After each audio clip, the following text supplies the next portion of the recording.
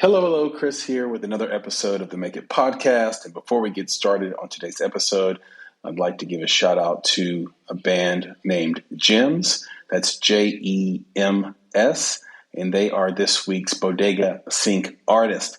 The song you're going to hear today is called Bury It. And remember, we play a little sort of teaser of the song at the beginning of the episode, and then we play the entire track at the end of the episode. So again, you can fast forward to the end if you want to get the song before you get the info that we give you. Either way, we're fine with it. But do check out the song and support it. Again, it's called Bury It. It's by Gems. Let me talk to you a little bit about who Gems is.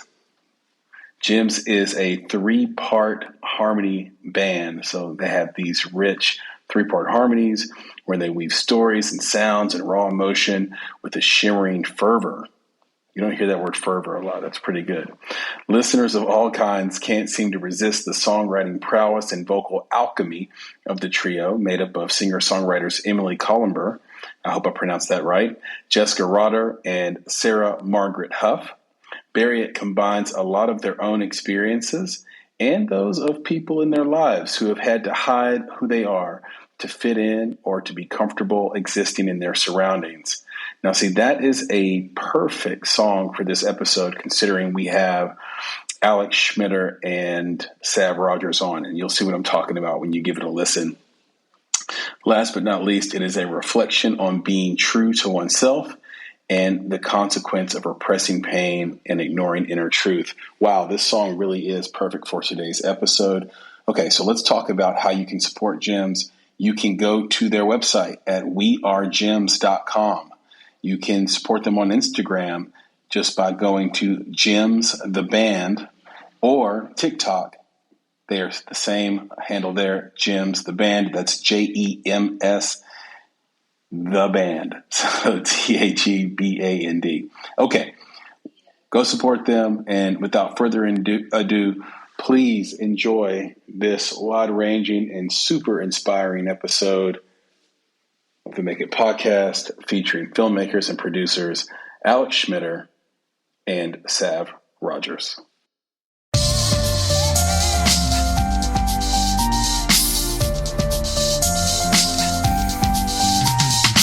You're listening to Make It, the indie film podcast.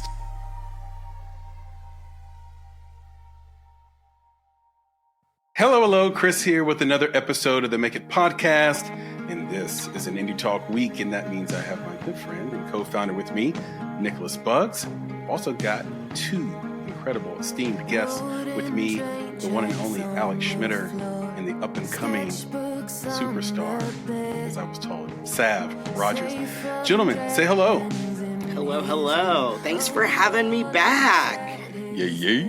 That's what we do. It was a great time the first time. Sav, it's good to have you. It's nice to be here, but the "as I was told" makes me think that's not a thought that you think, and you were told to say that.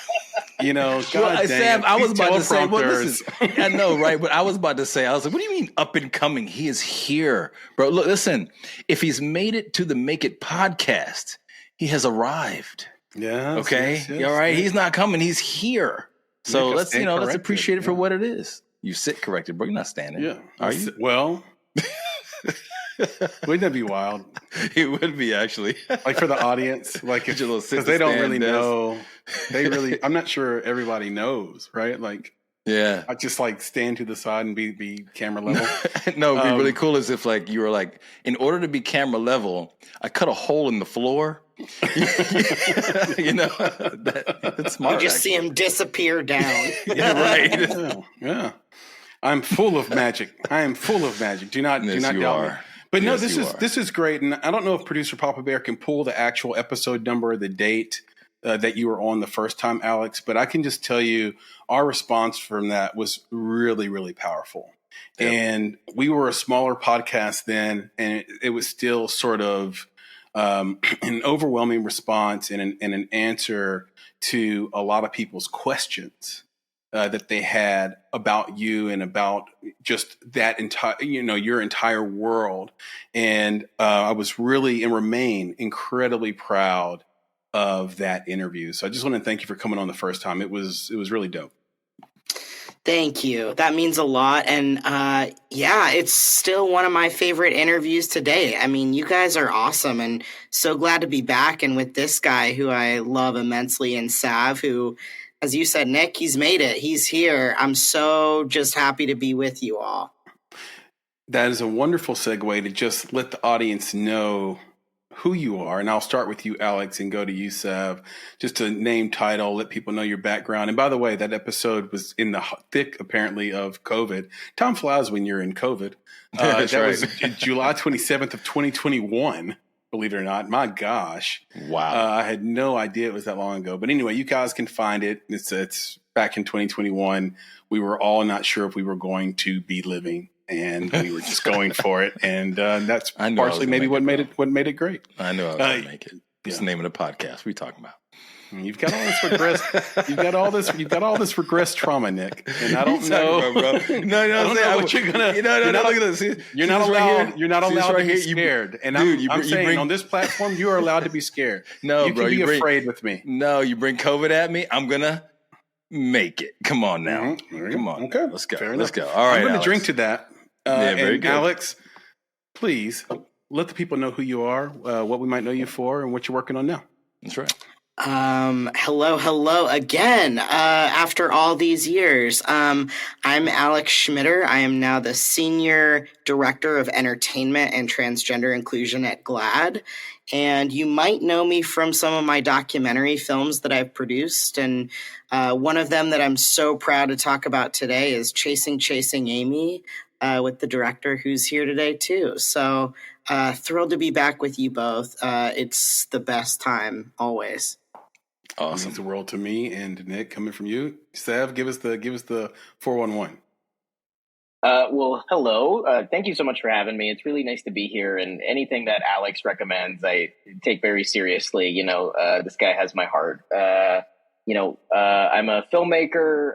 You might know me from my TED Talk, the rom-com that saved my life, which is featured prominently in the documentary that I think we're talking about today, which is called Chasin, Amy. And I would say that's the thing I guess I'm most known for at this point. And hopefully there'll be a lot more to come. This is the first one. Well, I loved your TED Talk. And I thought it was so genuine. And I've always thought about doing a TED Talk. I had an opportunity to do one in 2020. It might have been 2020. It was before COVID, back when they were doing TEDx, and it was going to be in Nashville, and I was going to talk about independent filmmaking and all that stuff. And it's weird. I've started in music. I've been on stages, and I've done plays, and obviously I've made a few films with my partner here, Nick, and made a handful of short films and things like that. But there's something uniquely different about giving a speech on a TED Talk. It's almost like losing a game of chess to a 12-year-old on national television. That's the kind of nerves you get. You get nervous in that way. Like, I cannot lose to this person here, right? Like, so there's an intellectual part of it that the people in the audience are expecting you to be smart and articulate and talk about something they haven't thought of yet or haven't thought of before, a new concept, a new idea. And I thought you did that really, really well. I was quite happy with it. We got to talk about that though. So there must have been some additional skill in there. Okay. And I'm going to tell you why. So folks got to watch the TED Talk, but you've got 5 minutes and 30 seconds. I think that's when the clock starts. 'Cause I saw the clock. Right. Oh yeah. And I know you're looking at the clock. It's like just around that time, right? That's a good point. Yeah. So how I gave the TED Talk was through this program called the TED Residency, which unfortunately is defunct now. But basically the whole premise of the program was that it was like a 3-month idea incubator where you could do 3 months of research at TED HQ. And then you would finish off the residency by giving a TED Talk. Oh, and cool. They were supposed to be limited to 6 minutes. But I went last that day. So I got to go for 8 minutes. Oh, wow. It was fine. 8 minutes. Wait. Because I'm thinking about, I'm like, I know, because I was looking at the clock. Minutes. Yeah, because so there was 6 minutes, right? So, but the thing is that you're preparing for, let's say, 6 minutes. But your talk, people were laughing. So you had to give space for the laughing. So at the same time, you're like, yo, I appreciate y'all, right? I appreciate the engagement, but shut up. I gotta get my stuff. Well, again, I didn't have that problem. No, a normal TED Talk, you can talk from anywhere from like 15 to 20 minutes sometimes. Yeah. Depends on how important you are, I guess, that they just like let you do whatever. Like one of the best TED Talks of all time is Monica Lewinsky's. I mean, that's at least 22 minutes, I think. Yeah. It's so, but if it's a good TED Talk, then you'll be engaged for however long the speaker's up there. Right. And so in retrospect, 6 minutes was wild, but I didn't know anything. So I was like, great, I get 6 minutes to talk about chasing Amy on this platform. And I was stoked. But they made me go last that day. I was so nervous. I was like, wait, could I just like get it over with and do it first? Yeah. I had a little bit of a stammer when I was a kid, whenever I would talk in public. And so I was, this was a big thing for me to like kind of get over, not only talking in public, but also talking about some of like the most difficult moments of my life in public, at things that I hadn't told some of my closest friends, let alone the entire world. And so the thing that made me feel confident though was Katrina Conan and Reel, who was the program manager that for that period of time. And I was like begging her. I was like, could I go first? Could we just like get it over with? And she was like, Sav, who would go after you? And I like it. And I was like, interesting. Oh, right maybe this is like something special. I don't know. I was just really focused on getting the movie made and, being present in the experience of it, that I like to know that somebody who had helped a lot of people give TED Talks, say, no, you are going last and you were going last for a purpose. Just made me really feel like I could do it, and made it so much easier the day of like, okay, I'm supposed to be here. Don't get me wrong, I was flipping the out like right before I went on stage. I'm with you though. I like going last for that reason. Yeah. And then they were like, Sav Rogers, come to the stage. And I was like, okay, it's game time. And let's go. Yeah, that was that. That's awesome. That's awesome. But I think you handled it so great with the timing that you had, and then the people laughing. I mean, it was just crazy. It's like, you're kind of waiting. It's like, you want to give them their space, but at the same time, you got stuff to say. So I think it was very well done. Very well done. My background. Oh, sorry. I was just going to say my background in middle school theater let me know to hold for applause. Yes. Nice. Well done. Well played. Which is smart, right? You had to give that timing. I just watched the roast of Tom Brady, and if you watch that, it's way too long. But if you watch that, the first thing you understand about a comedian is they allow that applause, and when they don't get it, it actually throws them off. They're like, okay, and they actually ask you to applause for this. You know what? I baked in that applause. I baked in that applause in my act, and you didn't give it to me. You know what though? I love when there isn't applause when it's expected, because it's almost like the audience holding the comedians accountable. It's like, nah, you didn't deliver. You got to earn it. We're not just going to give it to you. I prefer that, especially also with music. Like when you're in a music venue, get hyped, get excited. But because the performance, the artist is bringing it, let's give our best and also give our best back. So anyway. Yeah, it's a great point. There's a lot of human psychology in that, right? If you're at the Apollo and there's a kid performer, that kid's going to get claps no matter what. We just do that for the child's benefit. But you can definitely tell the difference between sincere clapping, sincere laughing, sincere applause versus one that's given, sort of almost as a sympathy participation award. Yeah, you can just tell the difference. Like Seinfeld, who I bring up constantly anyway, but basically echoes that sentiment, Alex, which is like, there's nothing more honest than the audience. You can say what you want to say. You can bring up whatever stats you want to bring up. You can bring up how many sold out crowds at MSG, whatever it is you think you need to bring up. All I know is that audience didn't laugh when you told a joke. And that's the true answer. That's the real thing. And that's why comedy, I think, is so powerful. And I think TED Talks are so powerful. And anything that's sort of happening live, that craving we have sort of for the real, is all about chemistry between the person on stage communicating something, transference of energy, right? Where you're hoping that the audience sort of responds to you in this mimetic sort of way. So, Yeah, I totally agree with that. You're hitting on something, though, that, like, I'm really excited to talk about, which is, like, both Sav and I mean, maybe he'll tell you our origin story. He does it better than I do. But, like, we are both filmmakers and storytellers that are really audience-driven. Like, we deeply care about how people are going to receive the stories that we're telling. And that's not everyone's MO. There are some people that just want to tell their jokes regardless of the laughter, regardless of how the audience is experiencing. But I think because of both where Sav and I come from and how we've come up, like, we're really interested in what audiences think and feel when they're engaging with the stuff that we make. So I don't know. I just love this conversation. And again, Chris, I know you and I have a psychology background, so we can get deep into this. But yeah, I think it's so important to talk about. Yeah, but let's talk about that. We want to know about that origin my background, story. You know? I just have to give it up. My background comes from producer Papa Bear. And born into it. Yeah, and being born into growing up with someone in your house that has a major in that and, you know, hypnotizes you and tells you why you're getting the spanking and why you misbehaved. Like, oh, I did. That's why I did it. Oh, I didn't know that. I thought I just wanted to eat all the cookies.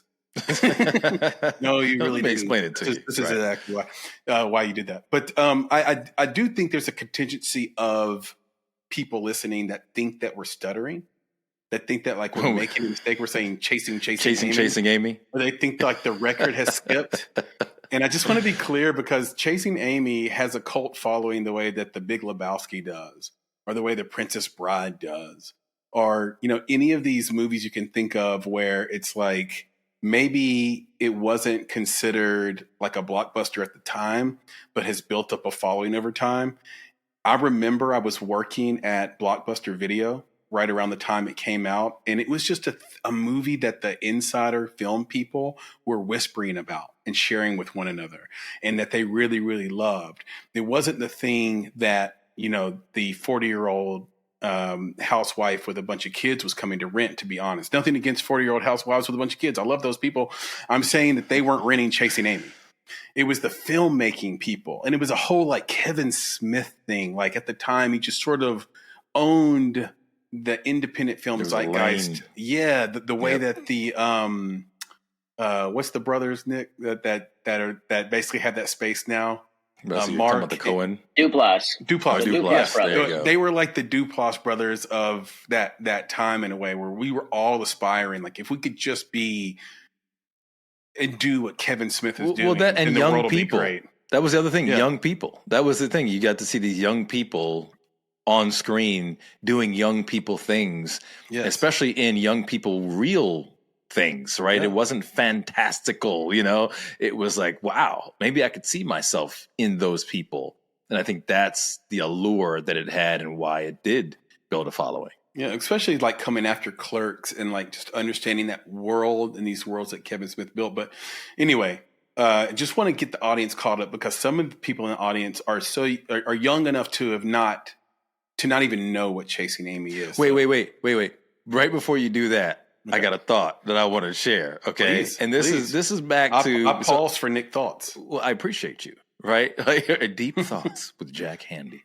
So I just wanted to bring it back to Chris earlier when he was, you know, introducing Sav and saying, Sav, hey, give us the details, right? He said, give us the information, but he didn't say, give us the details. He didn't say, give us the information. That was some old shit. You're right. That was some old shit. I said some old shit and now you're going to call me out on it. That's fine. No, I'm not going to call you out. I need to introduce our young guests. You know, our young audience.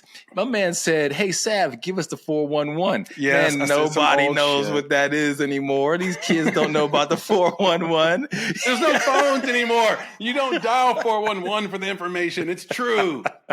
As soon as that fell out of my mouth, I said, "What did you just say, Chris?" Yeah, it's like back in the day when you would call that number to find out what the time was. The time will be. You sync up your watch to that joint. Yeah. So I just wanted to, before we get into the chasing Amy, I just want to let people know. All right, 411 means information because that's what you would dial to get it. That's exactly right. It's as if I said, "When does the movie come out on tape?" Well, you know, hey, listen, my wife still says, hey, are you going to videotape that? I'm like, And there's no videotape. There hasn't been videotape in a minute. In a hot minute. So anyway, just had to put that out there before Sav drops the 411 on Chasing Amy. I'm happy to be the movie phone reference here. You know, this is kind of like calling movie phone and being like, hey, what is this movie and when can I go see it? There you go. Another dated reference. Yes. Yes. Let's drop them all day. Sav, break down Chasing Amy for us. And it is. And then connect that to Chasing Amy. Right. Your documentary. Yep. Absolutely. So Chasing Amy is a film directed by Kevin Smith from 1997. That was a cult classic, but also was very commercially successful for its time. It made $12 million at the box office in 1997, which by 2021 figures was roughly the equivalent to like $55 million when adjusted for inflation. So this was a popular film when it came out, but it's pre like big internet discourse, which it certainly would have had if it had been released at a time where like Twitter existed, for example. So the premise of the movie is that a straight man played by Ben Affleck falls in love with a lesbian played by Joey Lauren Adams, and it's about their ensuing friendship and romantic relationship. So the tagline of the movie from Miramax was, "It's not who you love, but how." And so it's this, this story that's really about what happens when you find a person who feel these feels complete you, and you really feel seen by them. And then it's also about how that can devolve very quickly due to insecurity. And so Cindy Stivers in our documentary says it's about Kevin working out his masculinity issues on screen. The real inspiration is that it was about Kevin and Joey's real relationship, and it's through this like LGBTQ lens because Kevin knew some LGBTQ people. And so where Chasing Amy comes in, and this is what I get into in the TED Talk, is that I saw Chasing Amy at age 12 as a closeted queer trans kid in Kansas, and it quite literally saved my life. It was this life raft when I needed it because I was having a really hard time in school. I was really lonely. And I found this movie that, one, provided me, access to thinking deeper about films. My media diet pretty much consisted of like Star Wars and Full House at that point. And so this was one of the first films that really spoke to me, as an artist or whatever, as like a sensitive kid. Two, it depicted LGBTQ people in a way that I felt was like really full and interesting. Specifically looking at the characters of Alyssa and Hooper in the film. And I was just really moved by the whole thing. And so it content warning here, but it kept me from killing myself, quite literally. And so I developed this really intense relationship with the movie where I'm watching it, at least once a day, every day for 30 days, like I said in the TED Talk. And so, fast forward a decade and some change later, and, I'm getting out of film school and I'm like, I want to tell a story that only I could tell. And I, thought that there was a really interesting dissonance between Chasing Amy and how much I loved it and how much it saved my life as a queer person, and the tension that existed with a lot of LGBTQ people who did not like the movie because they thought it was either lesbophobic, biphobic, homophobic, whatever you want to call it. And its depiction of a lesbian who, quote unquote, turns to be with a man. Right. And I thought that it was a really interesting discourse because there are people who are bisexual and pansexual that are like me, that were this is the first time I saw myself. And there were other people that were this set me back in the closet 10 years, 20 years. Wow. And, Gotcha. it was a cultural Rorschach test of kind of no matter who you are, you kind of have this different relationship to Chasing Amy. And I rarely met anybody who was indifferent about it if they had seen the movie. Almost everybody had a very strong reaction to it, which I think is a litmus test for being a great film. Is can you evoke a really strong reaction Agreed. one way or another? And so I was thinking about what's a story that only I could tell. I decided I wanted to make a documentary about Chasing Amy. And then, as Alex can attest to, it evolves over time where it's not this anthropological thing where I'm seeking out conversations with community anymore.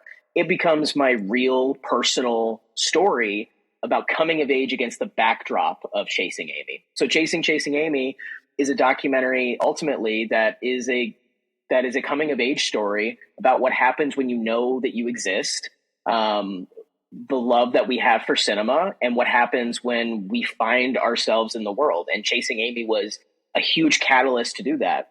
And for anybody listening who hasn't seen the movie, you might be like, wow, that's a lot of things for a movie to be. And you're right. It contains a lot, but we really carefully threaded the story together, meticulously, thanks to the collaboration of, me and Alex and all of the other people who worked on this movie for like a 5-year period. And that's a long time to spend in a documentary about yourself, especially when you did not elect to necessarily be in it.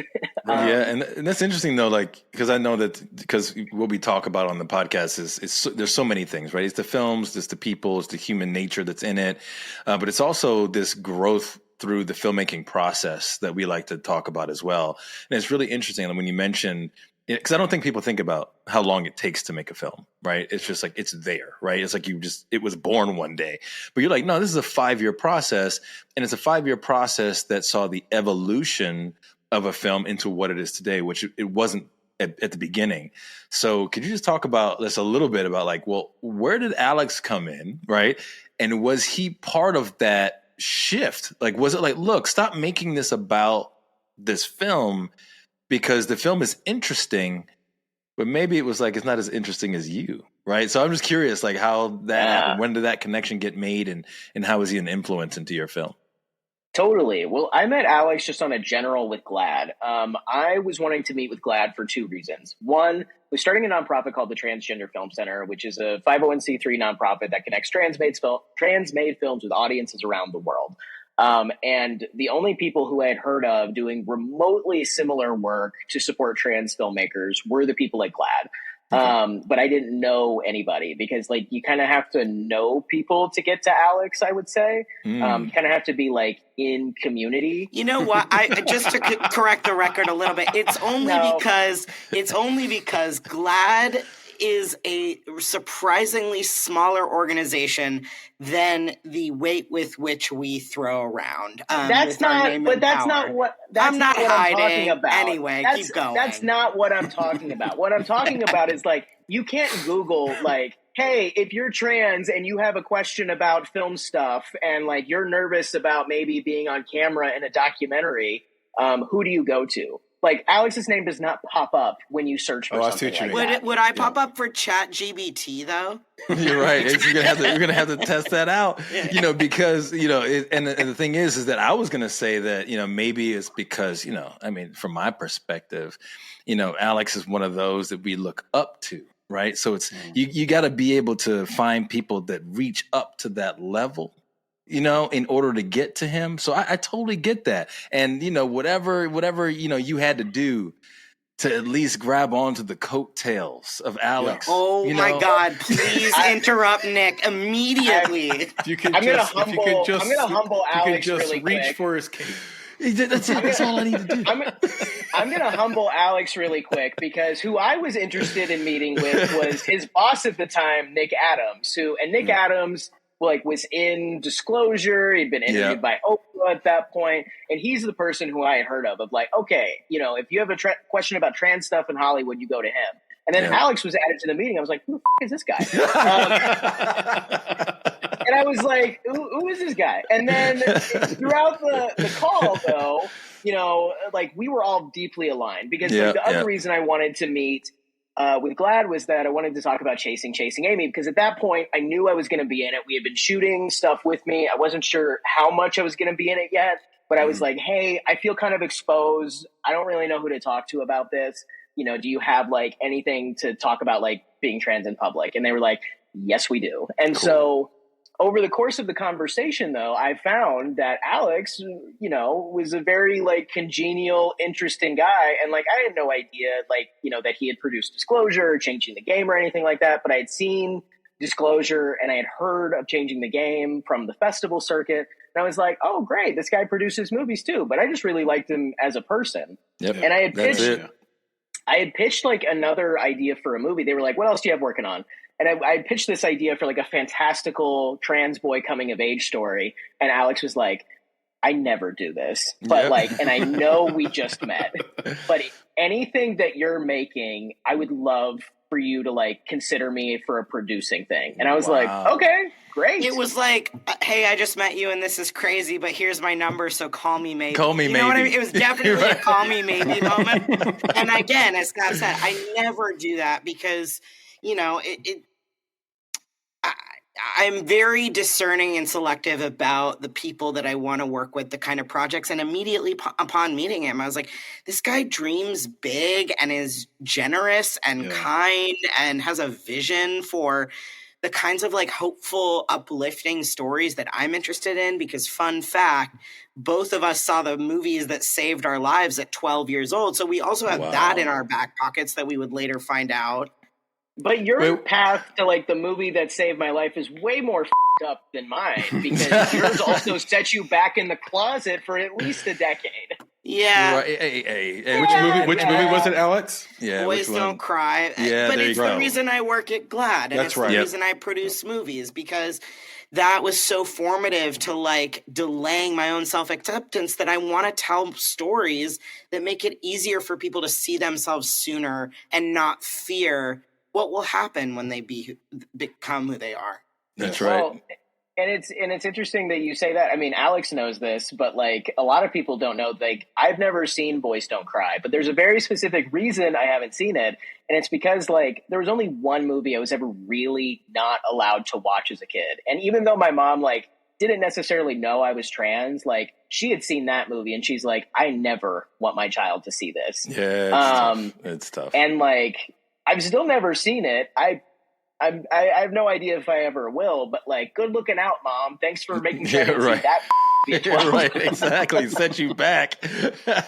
And here's the thing, and guys, I gotta give you this one. So Alex was dropping all sorts of superlative just now, right, on Sav, and just this essence, this feeling. And as I promised earlier, like, because, everybody else didn't see this part. When we were talking earlier, we were preparing for this. I said that I would go to ChatGPT and I would ask it about Sav. So I'm just going to drop some of these superlatives that ChatGPT has to say about Sav. Wait, there's more. Is this really from ChatGPT? Dude, I'm 100% doing it right now. You're right. So new segment, Nick reads from ChatGPT. You're right. Wait, listen. Innovative. Sav's focus on highly specific and surprising stories about queer people demonstrates an innovative approach to storytelling. Passionate, his dedication to filmmaking and advocating for the LGBTQ representation, as seen through his work with the Transgender Film Center, reflects his passion for the industry and community. Influential, through his TED Talk and subsequent filmmaking journey, Sav has become influential in the realm of LGBTQ storytelling and representation. I'll stop there because I got 4 more to go, but I'm telling you, I am reading right now from ChatGPT.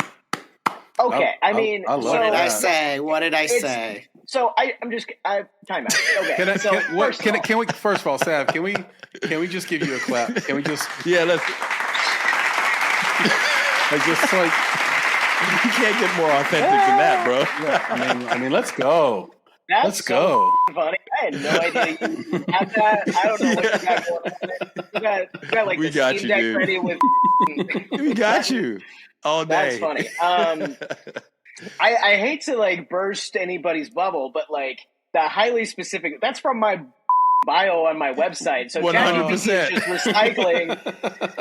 ChatGPT is recycling the PR that Alex has written about me because he wrote that line before we premiered at Tribeca. So see, I was, I love it. Look, if people like the movie and like me, that's awesome. But ChatGPT is just given a compliment that Alex wrote so that people would watch the movie. It all comes back to ChatGPT.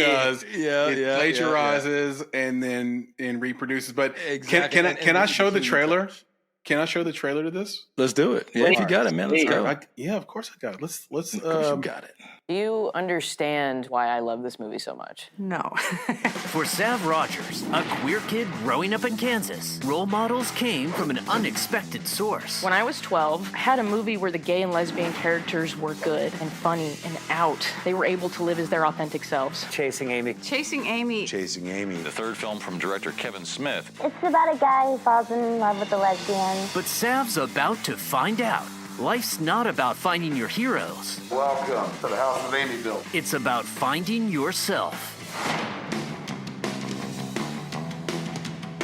I'm directing a project about the legacy of Chasing Amy as an LGBTQ film. Do you find the film to be authentic to the LGBTQ community? I find it authentic to the straight dude who falls for a queer woman community. No longer being a lesbian by meeting the right man. That's gonna be controversial. Ben Affleck's goatee was a bad idea. Let's go into the movie. Something that's problematic can still mean a lot in your development. It was brave to portray somebody fluid. Seeing that movie helped me figure out, oh, that's me. That's gay. This girl loves me. It's cool to come to a place where a bunch of stuff changed your life.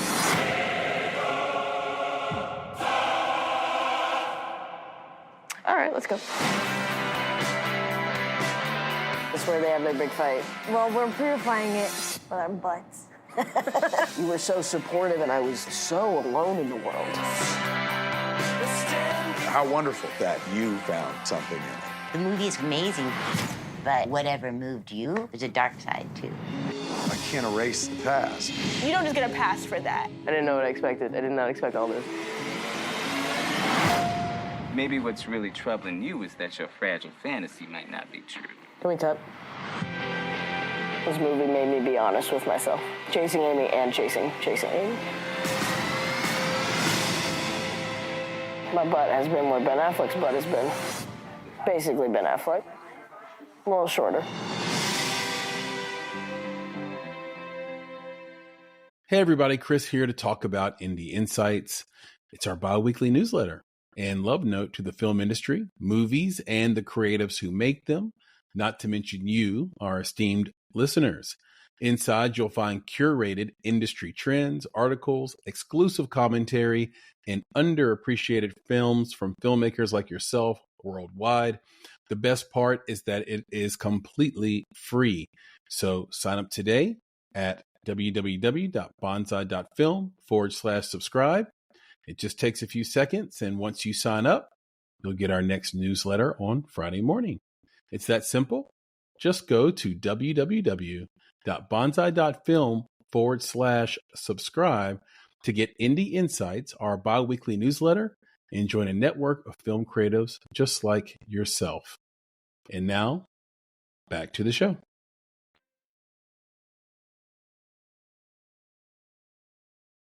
All right, man. Yeah, that was. Hey, look. This reminds me of a passion that I had when I was younger that I need to reinvigorate. Okay. Yeah. All right. I want you to listen. This is the passion I'm talking about. I'm gonna read this off the screen because I wrote it down. What Sav's about to find out is that life's not about chasing your heroes. It's about chasing yourself. I want to do that, man. I want to do that for trailers, bro. You do have a good trailer voice. So good. You've always had a great Morpheus voice. Yeah, everybody always said that I had the face for radio. You know what I'm saying? So that's just not true. No, you're. I will say though, you're a beautiful man. I appreciate this is a dream within reach, though, Nick, because the guy who cut our trailer did the VO for it, and it was temporary VO, and then all of us looked at each other and were like, "This is really good." And for context, he's been a trailer editor for the last 20 years, and so he did some temp VO, and we tried to get other people, but we just liked his version better. So this is his first feature in a VO thing. So don't let your dreams be dreams. Just say, "Hey, let me do the temp VO," and sometimes they'll just let you keep it. That's awesome. All right, I might have to be on it, Chris. You know what I'm saying? Well, Nick, if I get a chance to make a trailer for one of the movies, I'm gonna. Let's go, bro. You're top the list. Yeah, put me in there. Put me in there. I want to. You know what? We got some movies. We can figure it out, Nick. We need VO all the time. Put me on it, man. I'm on it. I will get the script. I will do it 3,700 times to get it wrong and right and all the things, and I will fail in the process. But it just sounds like so much fun. It's like when I'm with my kids and I'm telling them to get out the car. I'm like, Autobots, roll out. He has a million voices like this. He does. It's just so much fun. He's tremendous at it. But I also want to speak about sort of what we saw in the trailer, which is all of this sort of original Chasing Amy cast. Just from the filmmaking side of this, I know it took 5 years. I'm curious about building up sort of the financing, making the connections. outlining and storyboarding. Because Nick's right. People see a film and they think it was always a go. It was always greenlit. We watched a documentary called Black Barbie at the Nashville Film Festival last year. Yep. And that was a 12-year process to get that made. Right. Shout out to, I think her name's LaGuaria Davis. Sold that.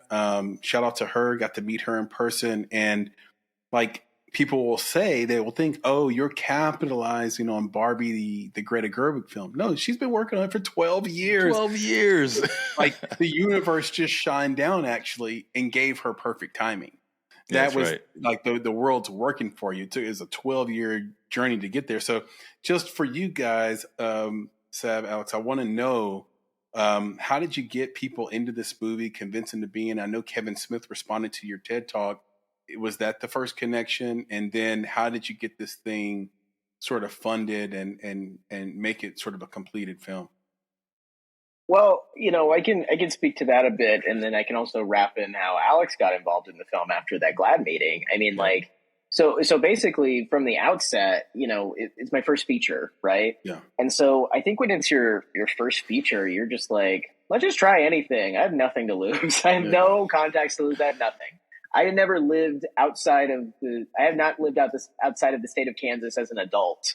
Before this movie, this movie took me to New York for the TED Talk. It took me to LA for the Outset Fellowship, where I did a bunch of the interviews. And so at the beginning, it was just me talking to one of my best friends in the world and one of the DPs on this movie, Bradley Garrison, on a car ride home from a 48-hour film festival in Omaha, where I was like, I think I want to make this Chasing Amy documentary, but I don't know if anybody would watch it. And he's like, just do it. Like, I'm there. Like, I'm there with a camera anytime you need. And so then I started pitching it to more people. And then eventually it became a real thing where one of our EPs, Drew Burbridge, was like, hey, make a deck and let's see if we can raise some money for this. Mm-hmm. And then I got the TED residency, off the basis that I had told a very specific story about Chasing Amy, and it was, quote, the most narrow talk for a pitch for a TED Talk they had ever heard. Wow. And then that was enough, I guess. And so, moving to New York for it, we had nobody attached. I think Guinevere Turner had said yes to doing an interview via email, but then we kind of fallen out of touch over the course of it. And then it wouldn't be until much later that I got her to officially do it and then do the interview. But it just started by just cold calling people. I called John Sloss's law office, who for context was production counsel on Chasing Amy, and Kevin Smith's lawyer. And they were like, who's financing this movie? And I was like, bye. So, right. There were a lot of people who were not interested, and then a lot of people who were willing to just give me their time. So we started with getting Bob Hawk. Bob Hawk's step nephew was the theater manager at TED. And he was like, you won't believe it. I have a connection to the gay godfather of independent cinema. He's the guy who discovered Kevin. Yeah. And so eventually, after the TED Talk happened, a lot of people that I knew were just wanting to be supportive. And they're like, hey, I have a connection to Kevin or Joey or whoever. And so it all came from that. I'd gotten in touch with Joey in February of 2019 through a mutual friend, Melanie Addington, who's the executive director at the Tallgrass Film Festival. And so there was just all these little connections where people were other people would vouch for me enough for other people to be like, okay, this is weird, but I'll do it. Sure. What do I have to lose? Yeah. And then Kevin saw it the day within an hour of it coming out, within an hour of the TED Talk coming out. Kevin saw it, responded to it on Twitter. And the next day I called his reps at WME and I was like, hi, this is weird, but your client, Kevin Smith, agreed to be in my documentary. I'll email you a link to the tweet to be sure. And, then he just immediately DM'd me and then, called me. And that was it. And Kevin had agreed to be involved, and he said how moved he was by the TED Talk. And then Kevin, got us people like Jason Lee, just because he was supportive of the project, and all that meant everything to me. And so that's also how we attracted people to work on it, like Alex, where Alex was like, I want to produce anything you're making. I really like you. Let's do this. And then, Alex, I don't know, how you feel about all of it, but like, what, from your perspective, like, why did you agree to do this? Because in Alex's head, he heard a song and it went a little bit like this. It went, "It's all coming back to me." It was very similar to that. See? Yeah. Yeah, you got it. When I heard Sav's pitch of the narrative projects he was working on, I was really excited about those. And obviously he had mentioned Chasing Amy. And I said, well, if you ever need a producer for any reason, like, call on me. But I wasn't really expecting him to. It seemed like he had all that he needed to make this a successful documentary. I was just really excited to watch it when it was finally done. And so the benefit of the kind of relationship that Sav and I have is that we both have a friendship and we have a creative trust with each other that has been established. And we don't always agree on things, but really, like, our relationship was based in friendship, just getting to know each other. Like, I was interested in producing his stuff, but there wasn't anything formal on the table until some of the other producers and Sav, as they were like really figuring out how to tell the full narrative in the documentary, it required some vulnerability and sharing of Sav's transition in a way that, I mean, Sav, you can chime in at any point of like, how do we do this? Because as you've said, like, there were things you didn't feel like you wanted to share, but felt like you had to. No, I mean, and I'm going to brag on Alex here for a second because, he completely changed the way that I thought I had to communicate about my transition in the movie. For context, he produced this beautiful documentary called Disclosure that, goes into the last 100 years of trans representation on screen. Great documentary. Check that out, folks, if you haven't seen it. Disclosure. Still on Netflix or no, Alex? Yes. Yeah, okay. And spoiler alert, like, it hasn't been great for the most part. Until very recently, it hasn't, I would argue there hasn't been an abundance of, trans inclusion in storytelling that, like, I feel good about when I walk out of a theater or turn off the TV, right? Mm-hmm. Let alone directed, produced by trans people and having like a seat at that table, so to speak. And so, you're programmed how to feel about yourself. Like, that's a Vito Russo quote from The Celluloid Closet that, the movies taught straight people how to feel about gay people and gay people how to feel about themselves. And the same can be said of trans people. And so, I felt like I had to communicate things to an audience that are really none of their business. And Alex just kind of like stopped me when I was like going through the things of like things I was uncomfortable with, but I thought maybe I had to do because an audience might not understand me being trans otherwise. And he just said, why do you feel like you have to do that? And that question just blew my mind of why do I feel like I have to? Yeah. And that's the benefit of like the buzzword authenticity, but it's the buzzword of like having collaborators who understand your life experience, who are maybe a little further ahead in that journey than you are.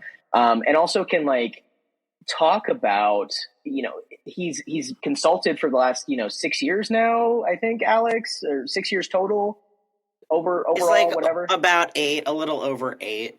Okay, so 8 years. He's been consulting on all these Hollywood projects of how to talk about trans characters, how to portray them in a way that's sensitive and audience-minded. And, directing this movie, I couldn't see the forest from the trees half the time because it was just so vulnerable and exhausting to like watch endless cuts of myself pre-transition, a part of myself that I would have never chosen to, preserve on film otherwise if it wasn't for the sake of this story. And, by giving me like the permission to think about it differently, I was able to implement it into the story in a way that just made sense with who I am as a person. And thus by like setting that boundary with the audience of like, this is my name, these are my pronouns, that's all you really need to know. And you get to watch me getting to become the fullest version of myself as a result. Alex was able to help me access a version of the movie that I could live with, but also that just let the audience get to know me a little better, because that's how I am in real life. Of like, we don't need to talk about this. This is my private medical history in my business, you know? Right. I mean, and it's part of just like, once you like notice and see disclosure, whether you're trans or not, you see the way that we have digested this really unhealthy, unnourishing balance of stories.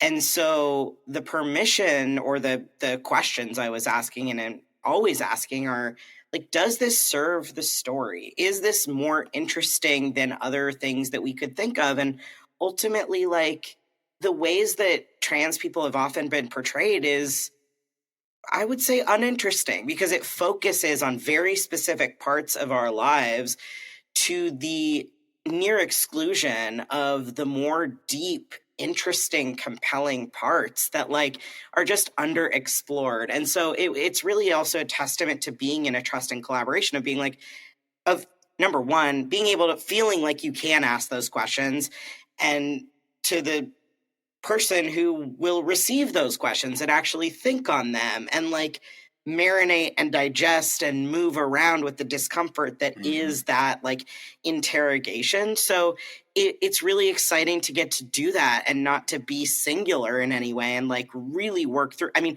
one of my favorite scenes in the film is one that is about transition, but it's not in any of the ways that I think people expect. I may not drop that here unless Sav, you know what it is, right? Well, I mean, let the audience know. I mean, look, if they haven't seen the movie, like, it's not a spoiler that I'm trans. We've been talking about it for the last 20 minutes. True.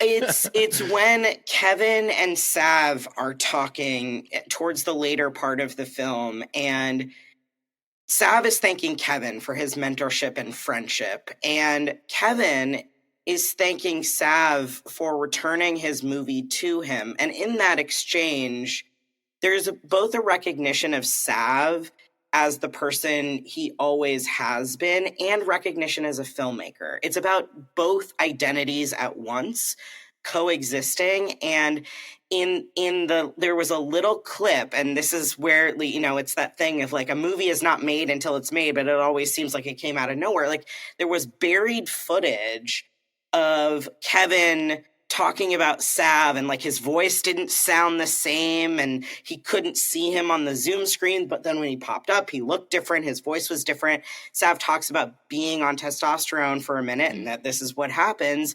And Sav then says like, and in the next year, I'll have the beard I've always dreamed about and known myself as having. And so I love that scene, not only because I pulled it from wherever in the footage and was like, no, this is the gold moment, but like, at the end of the movie, you see that his dream of being who he is has come true. And then there's so much more else that he gets to now explore once this part of the dream is sort of seen. And I want to jump in on something you said earlier, Alex, that I think was amazing, but it's like, it's two parts. Like one is you said, you know, does this thing that maybe Sav is struggling with, does it serve the story? But I think ultimately what you're saying is, at least what I'm picking up is, does it serve Sav? Because it's Sav's story, right? And I think that's the reason why, well, one of the many reasons Sav has this significant connection to you, right? It's because you didn't see just a story. You didn't see just a film. You didn't see just a community. You saw Sav.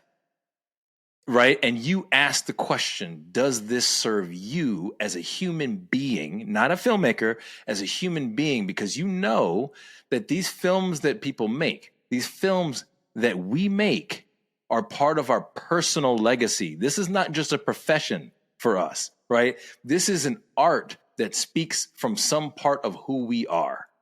And that's what you saw. You said, does this serve Sav's story? And that gave him the opportunity to think about it and be like, yeah, no, this element doesn't, but this does. And I think that's why these connections, that's why this is beautiful. That's why the collaboration as humans, the connection as humans then creates these great opportunities for us to excel as filmmakers. So I'm clapping that though. You know what I'm saying? Like I'm clapping that all day, 100%. Here. And I'll just amend to that from a filmmaking standpoint, something Sav said actually about, 5 or 10 minutes ago, and it just kind of came out and we moved on, but a story only he could tell. One thing that we preach all the time is the 4 whys. Why me? Why now? Why this story? And then why us as investors or producers? And this is specific to like trying to pitch a film or raise funds for a film if you're a filmmaker and you're trying to put it all together. And we give examples, historically, if you've listened to this podcast, you know this, or if you've been to one of our panels or webinars or events, you've heard us say this, or presentations. But if you haven't, basically the context is there are really, really bad whys and there are really good whys. Mm-hmm. And there is no better why you than the fact that no one else can tell this story but me. And you talk about having a narrow TED Talk. Well, that's a really narrow why as well. It's like, okay, well, it's not like this movie's going to get made by any other person on the planet ever. So maybe I'm in. I gotta say, I had just recently at that time been scooped by HBO on a documentary that I wanted to make, and I was like, for sake, like I can't compete with HBO. They've got money, they got all this shit, they got all this access. Yeah. Of course, these people aren't going to say yes to me. And so I was thinking, like, is there a topic that nobody else on the planet cares about but me? And it's like, well, it's like me and Kevin Smith. And Kevin Smith had already made like a 10-year anniversary, doc for like the Blu-ray or whatever. But I was like, well, you can't tell this version of the story. And I don't think anybody else has a pitch on this. And if they do, there's some sort of intellectual property theft there because right. Like that's my story. That'd be too specific.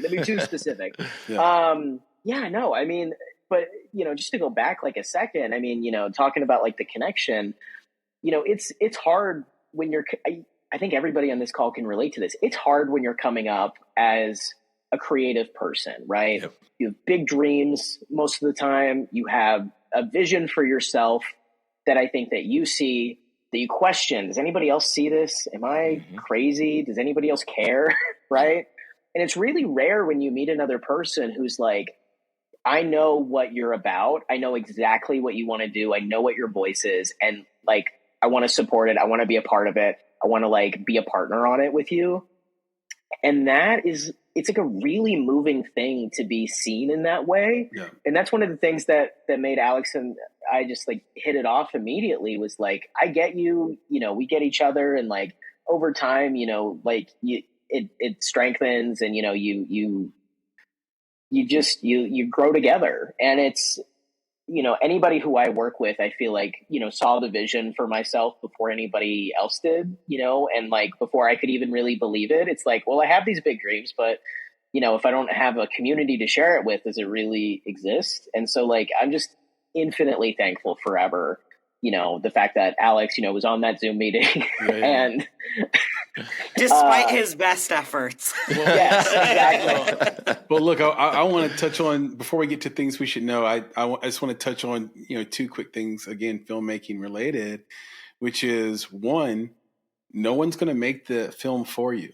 You have to pick up the phone, call people, be willing to get out of your comfort zone. You heard Sav say he never lived outside of Kansas before the movie. The movie took him all over the place into real sort of discomfort. Right. Like the courage to stand in that and then to make calls and to be hung up on and to realize maybe, okay, I'm not playing within my league yet, or I'm going to put myself out there. I really want this made. So I think all filmmakers know that. But again, it's great to be reminded that almost every time you hear someone break through, it's because they put themselves out there. They tried a lot, not a little, a lot, and they busted their ass or did some great job and then got an opportunity or went out and did that networking event and that person remembered you and, the opportunities aligned. So you got to keep going. I know you have a Reddit story as well. I want to hear the Reddit story about the trailer before we get to things we should know. I just said a bunch of nice things about Alex. This is a story about him flipping the script, making the wrong call. The mistakes in the making. we worked on the trailer, right? And we just watched the trailer together, right? You see the format. It starts as like in a world, like voiceover, like 90s type trailer, and then it transitions into something more contemporary, right? Yeah. You know, the blending of this, and so the trailer got posted to Reddit. I don't really know how that works. Like, I wasn't part of that, but like when the trailer came out, like Alex. Like the first thing he said to me was like, "Don't check Reddit." I was like, "Oh my god!" I was like, "My life is like, over." Don't open the box. Yeah, you have to open the box. So for context, like, not only is this like my first feature, but this is a story about my real life, and so the entire time leading up to the Tribeca premiere, I'm like, if this doesn't work, like, it's not just like my career's over. Maybe my life is over. Maybe everybody will hate me. Yeah. I was like freaking the out, and so he's like, "Don't check Reddit," and I was like having panic attacks every day about this thing. And so like I went to Riley, who's the star of Chasing Amy, and also my wife, and she is a Reddit girly. Shout out to Riley. She is a Reddit girly, and so she checked for me because I was too scared. and so I was like, "What's he talking about? What's he talking about?" And she's like, "They're just shit posting. They're like, it's called Chasing Amy. So they wrote like 2 Chasing 2 Amy, you know, like Chasing Amy 2 Electric Boogaloo, you know, And I was like, okay. But then there was one comment that has nothing to do with Alex. It has everything to do with like, I'm on the board for the University of Kansas Film and Media Studies Professional Advisory Board. And another board member had asked me to come talk to their class because they were making personal documentaries. Yeah. And one of these Redditors was one of the kids that I had spoken to like the week prior to the trailer coming out. And apparently, like, some people didn't like the format of the trailer. And I'm just like, okay, that's their right, but I don't want to know about it. Yeah. Right. But what stuck out in my mind was the kid was like, hey, you know, this trailer sucks, but like, he's a really good guy who came to talk to our class. Wow. And I was just like, I don't think that's the compliment you think it is, kid. Right. So that's what I was trying to shield him from. I didn't tackle it in the best way. Like, you know, you make something, you expect people to have all different opinions, but Sav is such a personable guy. Anyway. Yeah. His work sucks, I made a mistake. I need to learn. Nice to me one time. I need to learn from Alex, though. Me and Nick have both made that mistake as producers, where we will bring up. Not in like, we'll mistakenly bring up a bad review, and we'll be like talking to the filmmakers and saying, "Can you believe what they said? These, you know," and they don't. I'm realizing like they don't want to hear it, even if you're on their side. Like they don't want to hear that the art was criticized, and so unless it's a glowing review. You know, just don't even bring it up. I mean, Jeremy Piven in Entourage was right. I think he has a line where he's like screaming at E, the character E, because E showed Adrian Grenier, forgetting what his character's name was in Entourage, a bad review. I mean, here's what I'll say, and then Sav, it is his personal story, so these reviews are personal by nature of what the story is. I don't mind critical reviews because for me as a producer, I've poked all the holes for the most part. I am the most risk averse. I want to know what people could possibly think and say. So I'm seeking out critical reviews. I want to know exactly what people are thinking because for the most part, there's an answer for it. However, this is a very particular case in that like it is very sensitive. Like this is Sav's life. This is Riley's life. These are the people who were in Chasing Amy's lives that as documentary filmmakers, and I feel particularly protective of those people that have entrusted us, and Sav feels the same way of like making sure that like how they represented themselves is properly represented in the story we're telling. So of course people are going to have opinions, but you know, I think there's a difference with a lot of the work that we do and this one in particular because of that deeply personal investment in what the story is. And here's the thing, like we're very lucky that at this point we have not gotten too many negative reviews. I'm going to knock on wood because I don't want that to happen. Right. I really like the movie we made. I wouldn't change a frame of it. I'm really proud of it. And also, people are allowed to not like it. Like, where can we see it again, Sav? It's still on the festival circuit. Okay, festival circuit. Okay. Make sure to let us know. We will be able to see it soon. We are having some really great conversations about where we are going to be able to exhibit it. So okay, good. I just want the audience to be able to leave this inspired and go watch it right away. Absolutely. I mean, and I want people to watch it, but also if you don't like it, one, be cool. It is my real life. But second, what you think about me and the movie we made is genuinely none of my business. Right. So don't share it. Right. It's just don't tag me. I don't know. Right. They can tag me. I'm good. Oh my God. But you know what I mean? It's it's genuinely none of my business, but also life is messy and complicated and fucking hard. Yeah. And it doesn't always fit into a perfect 3-act structure. I'm kind of shocked that mine, I feel like it did.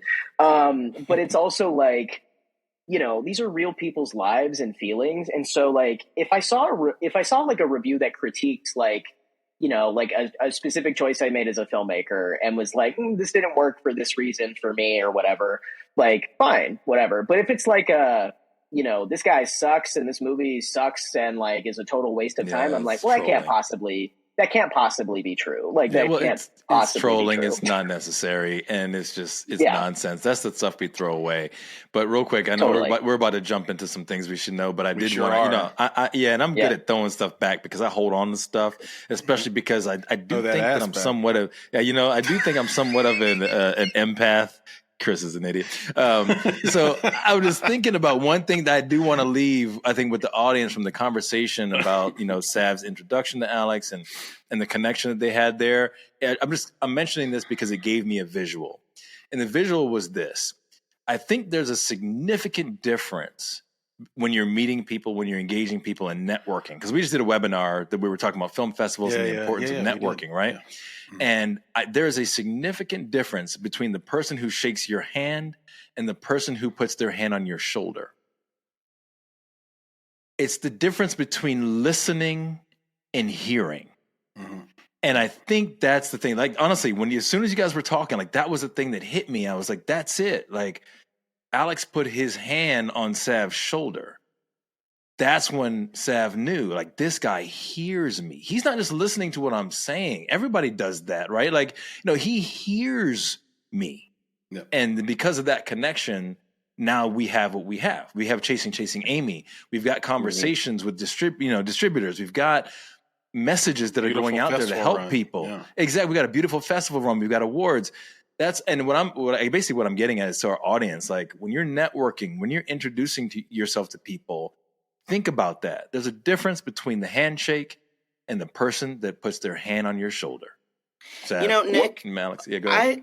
I love that. And before you go, Sav, because I have this visual now that you just so beautifully put, it's not only putting a hand on someone's shoulder, it's also just reaching out of even the people in that. And what I was drawn to about Sav and in the sort of sphere of networking is whenever I would see him out and about, I like to observe. I like to see how people treat people who they think can give them nothing, because that is the testament of what your character actually is. Right. And this business is transactional. We all know that, but you can choose who you surround yourself with. I watched Sav as someone who hadn't made a first feature, talking to people, introducing himself, and then saying, how can I help you? How can I support you?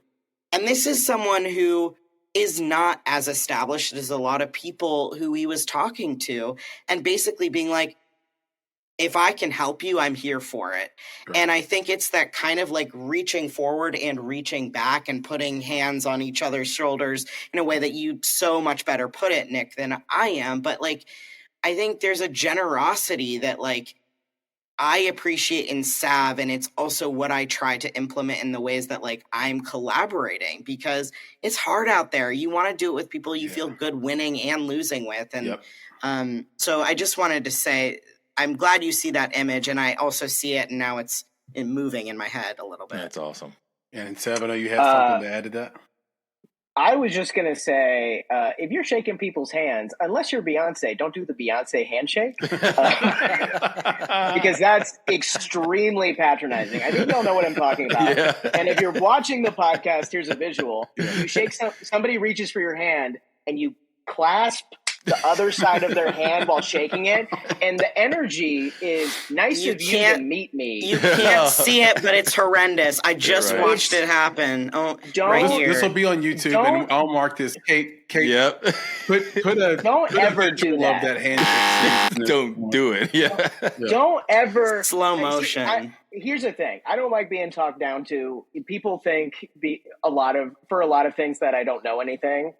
Like I think it's the fact that I have Midwestern manners. Like they're just like, oh, this yokel doesn't know shit, and it's like, oh, nice of you to meet me, and it's like, that's not the energy here. Please don't do that. Yeah. Right. So it just goes to show, if you genuinely want to build a relationship with a person, treat them like a equal, even if that's, you know what I mean? Like, don't be a dick. I don't know. Sav, I got it for you, bro. Nice, no. Get the antibacterial, keep it in your pocket.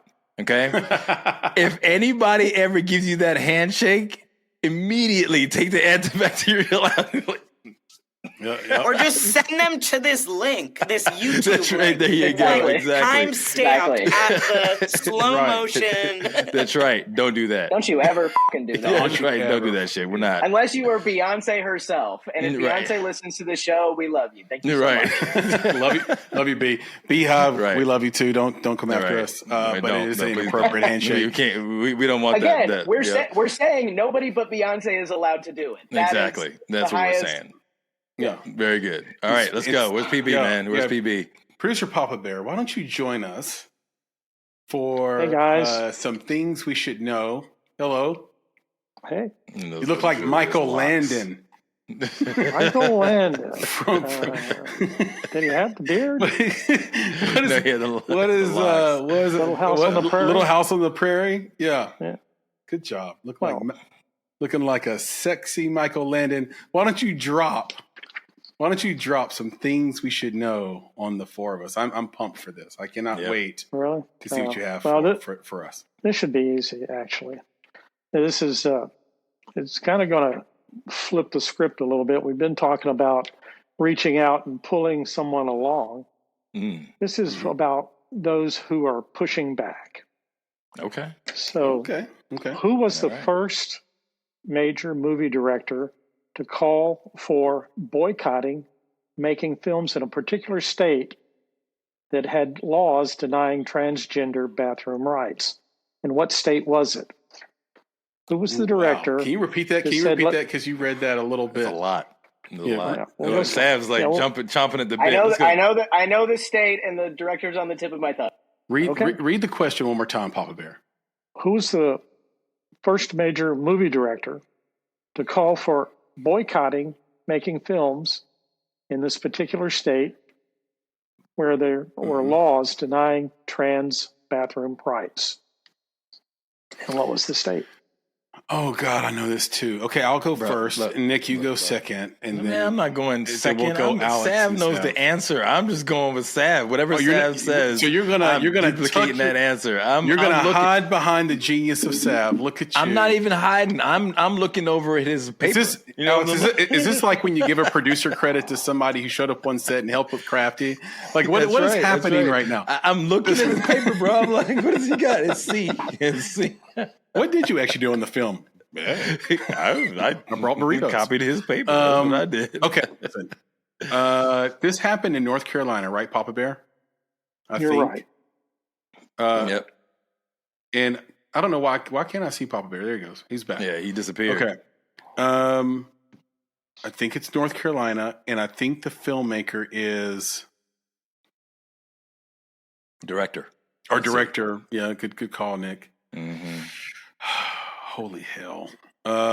It was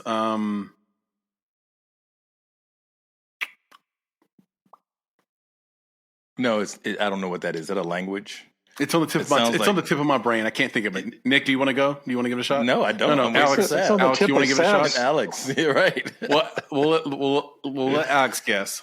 Alex could guess next. Well, I'm guessing I know Sav knows what it is. I don't know if I do know the director. I knew the state. I didn't know the director. Okay, so we're all in agreement that it's North Carolina, right? North Kakalaka. We're all going North North Carolina. Confirmation on that. Papa Bear, can we get confirmation it's North Carolina? It is. It is. God, I know this, man. It's been nearly a decade now, so it's okay. We're getting older. I think it's Rob Reiner, but you tell me. Okay. Does anybody else have a guess before Papa Bear reveals the truth? That's a great guess. I would bet Rob Reiner Okay. I'm gonna have to go with Tyler Perry. Okay, you're going Tyler Perry. Okay. I'm gonna go. Because he's kind of like right around the corner. Yeah, that's true. He was doing some things at the time, and he definitely did try to change the game. You like that? Change the game for folks and introduce some new stuff. In the pantheon of completely wrong answers, it feels like I should just say like Billy Crystal or Harmony Korine. I know, right? Billy Crystal, known for directing, yes. Right, exactly. Just like in the pantheon of the completely wrong answers. Because Tyler Perry wasn't making movies in North Carolina. Someone that plays a director in a movie. Someone that plays a director. There you go. Albert It's Brooks. them. You're right. Well, he also is a director. Yeah, that's what I mean. He's a director. It's Mel Brooks. I don't know. There's Mel Brooks. There's Albert Brooks. There's Mel Brooks too. I would bet Mel Brooks is an ally. I would see it because he's. I mean, look, man. The stuff that he does, and I feel like there's inclusion, like across the the diversity spectrum in Mel Brooks's films, but. Again, why North Carolina? Like, why would you boycott North Carolina specifically? Who wanted to make films in North Carolina? This is before everybody had a bill. This is before everybody had a bill. Yeah, okay. And I'm just thinking about who wants to make a movie in North Carolina. But go ahead. So Alex is going, Rob Reiner, Nick is going, Tyler Perry. I'm going to go Ava DuVernay. Okay. Oh. Okay, Papa Bear. Okay. Drop it on us. What? Yeah. We're all wrong on the director, right? No, Alex is right. It's Rob Reiner. Oh! Yes, Rob Reiner, baby. That is wild. Wow. That's wild. Yeah. Shout out to Rob Reiner, man. That's right. Your gift card is Twitter follow as well. Right. You know what? You know why you can rewatch Rob Reiner movies? I don't remember a bunch of transphobic slurs in those. Yep. I don't remember a bunch of. We're not getting the soap dish treatment. Thank you, Rob Reiner. That's what's Shout up. out to Rob Reiner. And shout out to Papa Bear. I was going to say, what a question. Yes. Well, and look at all that Rob Reiner had to endure with Archie Bunker.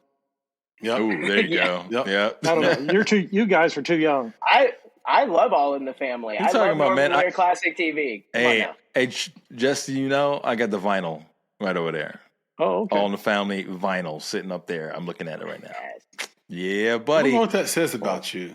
It says everything about me, man. It's right next to my Nat But King it also Cole, is. But it is also perfect. It's also like exactly you.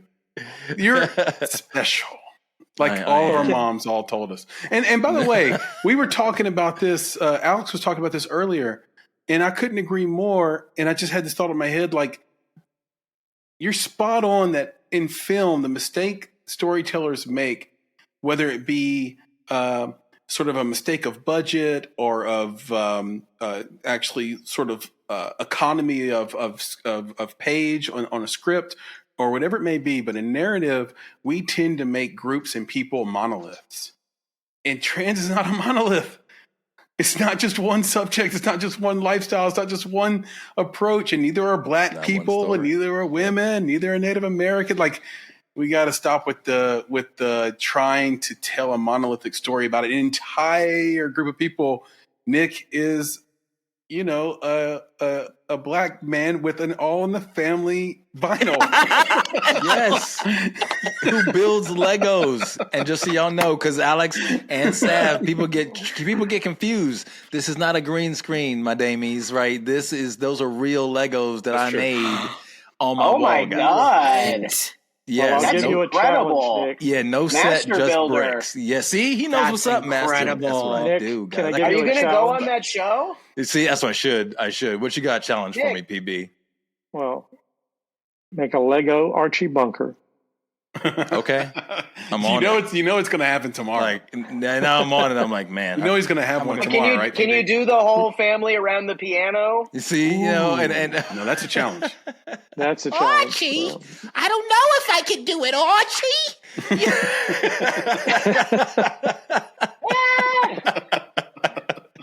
It's so good. So good. You have to take this path. There's got to be the voice work is on point. You know what I'm saying? There's something for me out there. There's something for me. Gosh, but yeah, all right. I'm on Archie Bunker now. Dang it. Thank you, Papa Bear. For another things we should know. I'm smarter. Right. We're all smarter thanks to that. And that is definitely a thing we and the audience should know. So I appreciate you per usual. You and your beautiful, beautiful locks. And Nick, why don't we hop into this week's? Are you going to give it to us? Culture check. Jesus Christ. It scares me every time you do that. God dang it. I got to catch you off guard. And it still scared me. And I got to catch you off guard with that, bro. I know you knew, but you didn't know you knew. So here's the deal. All right. And this is kind of weird how it worked out, because the title Chasing Amy, and then you got Chasing Amy. And I'm just telling you legitimately, like this was on my mind. And this isn't something I thought of just because of Chasing Amy. But it's about representation. And this is my question, okay? And I'm going to get into it a little bit. My question in this culture check is, why are we chasing Hollywood? Okay, and here's the thing. Why do I need trans representation in Hollywood? Why do I need black representation in Hollywood? Why do I need more women representation in Hollywood? Why has it got to be Hollywood? Because what I kind of feel, believe, and maybe even know is true is that filmmaking is one of the most diverse arts that exists on this planet. It is not lacking inclusion. It is not lacking diversity. But Hollywood is. Why are we chasing Hollywood? Why do we care? Why do we want trans representation on the Oscar stage, right? In the Academy Awards? Why do we want that so bad? Why are we chasing that? Why aren't we creating new avenues for these voices to speak? There is a friend of the podcast, right? That's Kristen Baker, right? She's got Tello Films, right? I found out just recently that there's Reverie, right? Why aren't we, the communities that have been so underrepresented, promoting those platforms, putting our content on those platforms, bringing people to those platforms, not to say, hey, go here, but let you know we are represented there. We're comfortable there. We're happy there. We're seen there. I was thinking about it for black folks, right? And I was like, could you imagine if the slaves were like, hey, I want Massa's house? That's not what they say. Slaves say, I want my own house. I want 40 acres and a mule. I want my own property. Right? So why are the underrepresented seeking Massa's house? Why do we want Hollywood? Why do we want all those things? Why don't we build something, right, that is ours, that is fully representative of the mixture, of the diversity, the inclusion of all of these stories? And I think that's basically my culture check. I'm like, I don't get it. Like, why do we want from them that which they don't want to give us? Just go somewhere else. Build something else. Build something so monolithic, right, that then they look up to us, right? So that's my question for you guys. Why are we chasing Hollywood? I love this question, and I think that we're going to get to share, like, the both and of it, because I think I shared a statistic in my last time here in 2021 that is still true to this day, that more Americans believe they've seen a ghost than met someone who's transgender. And what we know of film and television is that it is one of the most expedient ways of personally familiarizing someone out in the world if we can't go door to door.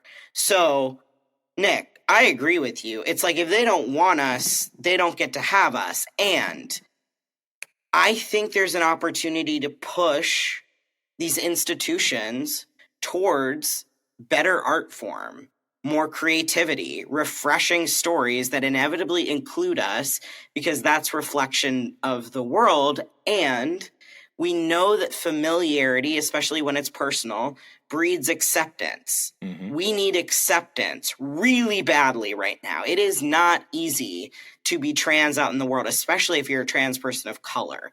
So I think it's a both and, because there is no lack of creativity with storytellers, with the community and the kind of like art that we're creating. And we're not reaching those people who could be potential allies and accomplices if we're not naturally included in stories that are representing the world. I mean, if we look also at data, it's like 1 in 5 Gen Z calls themselves LGBTQ. Well, then if there are at least 5 characters in any TV show or movie, one of them should be LGBTQ. And it's the same of people of color. Like, this is the most racially and ethnically diverse cohort of young people coming up. So I think it's a push. We have to push Hollywood to reflect the reality with which we live, and we should be supporting those places that already support and want us to be there. And I think there are different like objectives and purposes to be in both places. It's not as if one should exist without the other. In fact, they cannot exist without each other, in my opinion. Okay. Sav, what you got? Yeah, I agree with pretty much everything Alex just said in terms of like the importance of being included and demanding, you know, that the world around us be reflected and not just in the worst ways possible, right? So not just seeing trans trauma porn on TV. Yeah. You know, I can think of a few storylines of including trans characters where I'm just like, was that the choice to make? Okay, great. Moving on. You know, I will say from a filmmaking perspective, this is a business, and businesses need money to be able to operate.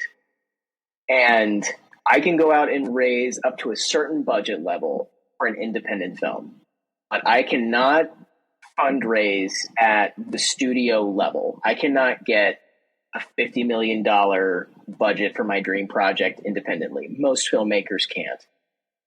There's also the consideration, because you need to be able to pay people. God, I would love to not pay people on a favored nations basis and making sure that everybody gets their full day rate for a film. That's the day that I think I will feel successful as a filmmaker, is the day where every single person on set gets their full day rate without negotiation. See Jerry Seinfeld's new movie Unfrosted for an example of that, where everybody got paid an enormous amount of money for just something he was bored at the house thinking about. Anyway, go ahead. No comment on that movie. Right. So, we'll move on. It's a movie about Pop-Tart? I'm not unsold on the premise. Anyway, here's the thing for like Alex said, like I dream big, right? And in terms of distribution, you know, the movies that I dream of are like Barb and Star Go to Vista Del Mar, or Who Framed Roger Rabbit, you know, things that are really The Truman Show, things that are really innovative within the cinematic space. And you need money to be able to do most of that. Money is not, you know, creativity. You can always get around things. You know, I think a healthy budget cap can actually breed more creativity than if you just had an infinite amount of money to do anything. The constraints. Yeah. Yeah. But I also needed to connect with an audience. And we're in a phase where people are building a lot of new things. But I want millions of people to see the work that I'm making. And right now, there are a handful of traditional distributors who are able to provide that. All distribution has to be active distribution. You can't just like give your film over to someone and be like, okay, this is over, bye. Yep. Like, make sure this is marketed, by the way. Amen. Like, you have to be an active participant in the distribution process. And studios get to do that on a very high level, where they send their stars out on press tours. Look at the Barbie press tour. That is active distribution. Yep. They spent a ton of money in marketing, but they made all of that back because they made a feel-good movie. Yeah, and they sent, all of the A-list talent around the world to get people excited. They did the Barbie outfits. They did all that stuff. 50 to 100, maybe. Yeah, and like, I don't have that kind of money. I don't, I'm making social media posts being like, "Hey, come see that movie in Milwaukee." I gotta jump in real quick though. This is what I'm saying. So of course, it's a yes and, as Alex said, right? And I agree with you. But what I'm saying is beyond filmmaking. What I'm saying is that Hollywood doesn't own all the money. There's money in a lot of places. A lot of people have it. And I'm just trying to figure out why the people with the money that are part of these communities aren't creating these avenues for success. There are people who make multiple millions of dollars a day, right? Who are part of these communities that would still rather put the money into Hollywood and figure out and let Hollywood do their thing than create their own avenue. You can do marketing without Hollywood. It's not specific, right? So that's my thing. It's a bigger, broader thing. Like, why aren't these communities saying, you know what? We have resources. We got money. Let's just do it without you. Because here's my issue, guys, right? Here's my issue. My issue is that sometimes the representation that you get from Hollywood, and when I say you, it's all of us, because I see it from me too, as an African-American male, is not representative of me. That's someone's interpretation of my representation. So why continue to flood the money into Hollywood instead of creating new entities and new avenues where the representation is, as Alex was saying earlier, should be authentic? And that's my issue. I'm telling you right now, when I watch women's stuff and I watch black people stuff and I watch transgender and I watch gay stuff in Hollywood, I don't like any of it. I'm like, y'all are too on the nose with this crap. It's in my face. Like, it's not Nick, authentic. how would you find the other stuff if they're not being marketed? And there's so many. No, you can market it though. In marketing, do you know how many marketing companies there are in the world? There's a bajillion of them. I think bajillion is an actual number. What I'm saying, you're going like this. People have money. Where's the money? It doesn't. I know, but what I'm saying is that not all money is in Hollywood. There are people who are part of the LGBTQ community, just like there's black folks who have a grip of money who could put behind these films to do the marketing. Like, it's not specific or peculiar to Hollywood. And that's what I'm saying. Like, that's the next step, right? It may not be happening now. And I see where you are, Sav, 100%. Like, we get it. It's all in Hollywood. They got it. And if you're a filmmaker, that's what you want. I'm just saying that the community could really, these communities, right, could really do themselves a service by saying, we actually don't need that. We can do marketing on our own. We can do distribution on our own. We can get authentic filmmakers, authentic storytellers on our own. They can get it to the theaters on their own. They can put it on streaming or create their own streaming avenue on their own. So what is it that, maybe again, I just don't know, that Hollywood's got a lock on? Well, it's not a lock, but what you're really advocating for is the creation of another Hollywood. Or multiple. And Hollywood was already created by a group of people who were being discriminated against. They literally fled New York and moved to LA. That's why Hollywood exists where it's at. We're talking about Jewish people. So it happened once before. Maybe it could happen again. But what did the Jewish people do? They connected themselves to financiers. That was the shift in Hollywood. But that's also is unique historical thing of Jewish people were kicked out of every other industry except for financing and art. Yep. So that was a form of survival. So Nick, I'm not disagreeing. Yep. However, we live in an attention economy. So and if success is measured by a certain distance that you go in the traditional forms in Hollywood, it's hard to get people to invest if we haven't redefined what success looks like. Ooh. So I think getting even underneath the Hollywood of it all and then creating our own Hollywood, because I'm a firm believer in that there are institutions that exist and we can create our own, but we also need to be changing those institutions from the inside. Yep. That's why I work at GLAAD fundamentally, and creating our own stuff to compete, to be an alternative that is something that people want to go toward. And I think it's hard because there are so many different now channels that are trying to compete rather than banding together, combining those resources, frankly, because there's so much. So I think we're all in agreement. It's just the money is tied to what the definition or the appearance of success is. And we haven't yet established an alternative that people feel excited and compelled to put into because they want to feel that comeback. That's what I think. I believe in you, Alex. We could talk about this for another hour. That's how deep the subject really goes when you talk about it from a detail standpoint. And look, I mean, again, I'm what Alex said. I don't disagree with you, but I think there's pushback to be had there because it's another one of those, here's the philosophy, but here's the practical. It's impossible to disagree with you philosophically and principally. Like it's perfectly put out. It seems like it makes sense, but when you get down into the practical, I've been in rooms with investors.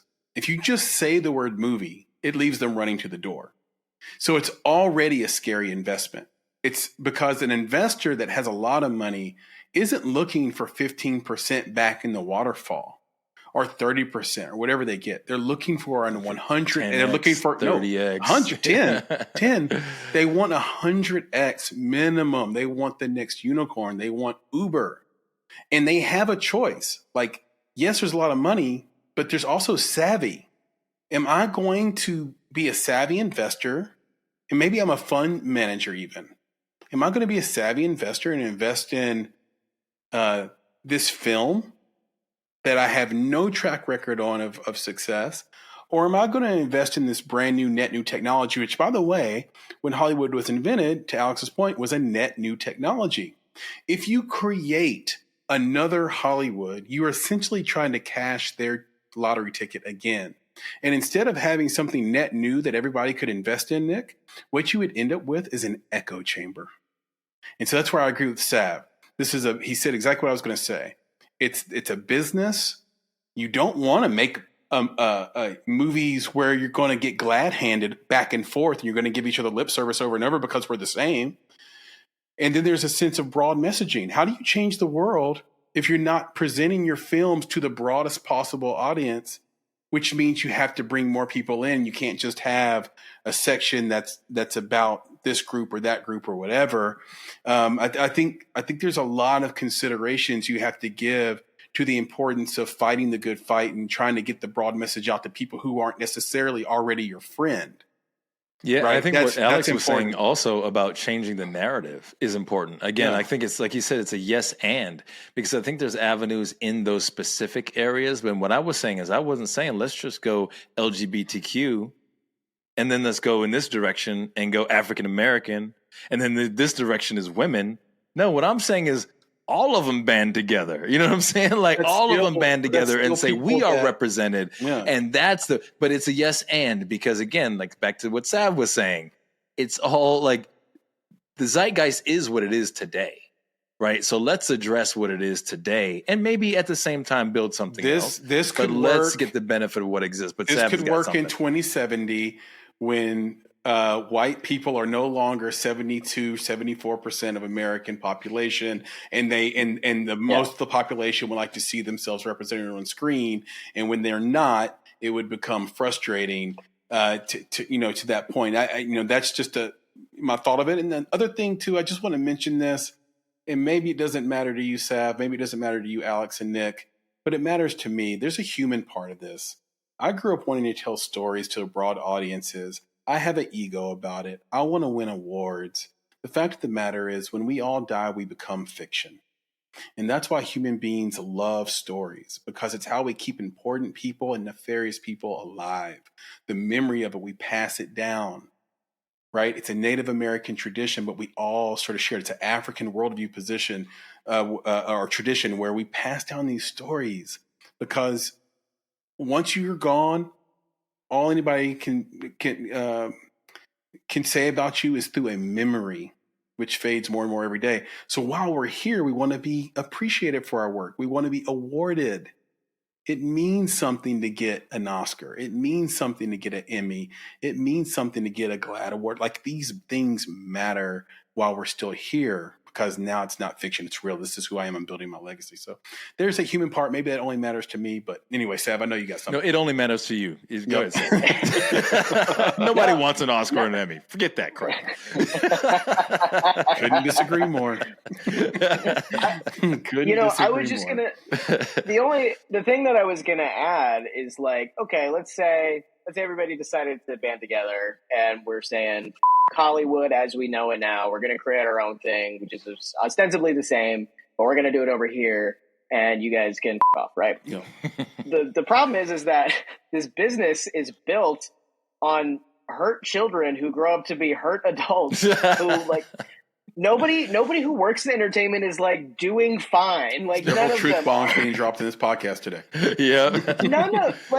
We're all just like hoping people like us, and we're in a business seeking attention and hoping people like our little stories and that we can break through and we could be the one, and we're the ones that, get the overnight success at Sundance and things like that. So you create a new system and you have not eliminated the problem of, well, even people from marginalized communities struggle with these same things. Ego, hurting other people, perpetrating harm to each other.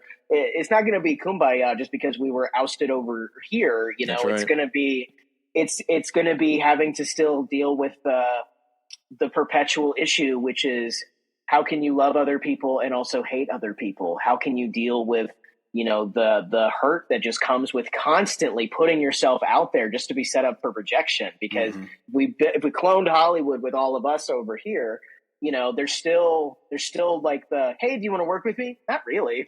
And then like you take that as like a chip on your shoulder and you're like, well, they don't like me and the system hates me. Meanwhile, it's just a bunch of like deeply fearful people trying to protect their jobs, trying to make sure that the money that they put in doesn't get wasted. Because this industry is just built on fear, and it makes it worse that we're all tied to the fucking stock market now, and that is driving decision making versus artful storytelling. Yeah. It used to be that studio heads were studio heads and understood how movies work. I just said this is so crazy bringing this up. They are CEOs of corporations that are concerned about their bottom line, and they don't really care how they get there. How many people they hurt. Sav. They're heads of private equity firms and venture capital. And they're like, we have no money, and their bonuses are between $50 and $100 million. Right. They're like, oh, we're out of money. We might be declaring bankruptcy. So like that's the realty, in my opinion, of just like it's a business built on fear, and that is the thing. But the beautiful thing about independent film, when you can do it and you can, even if you're not making a ton of money, but the beautiful thing is that everybody's there because they give a shit. And they're most of the time, I would argue, they're at least willing to look a little inwards and think like, can I put aside my own hurt feelings and ego for a second for the sake of this story? Can I cooperate with other people? Because I'm not getting paid enough to do this if I don't love it. Yeah. And so, it's that Mark Duplass thing of like, well, the cavalry's not coming. And that's true. Yeah. The cavalry is not coming for us. But we can build our own systems, and we all become our own little Artists United, one group of people at a time. And ideally, there's this interoperability between us, and we're lifting each other up, and we're recommending for each other, and we're telling each other about opportunities, and like, hey, if you talk to this person, they can do that. And that's the beauty of independent film. And like, I would love a $50 million studio budget to make some of my sticks ideas come true. You know what I mean? Yeah. And it's going to take a long time to get there. Because even with Chasing Amy, it's like, I feel like we pulled off a hat trick, because there was every reason for this movie to fail on paper, through production, through post-production. You had a director who was having a mental breakdown every time he had to watch a cut. Alex can attest to that. But we pulled it off, right? And I'm like so proud of the movie that we made. I think it's a good movie, and not everybody has to agree.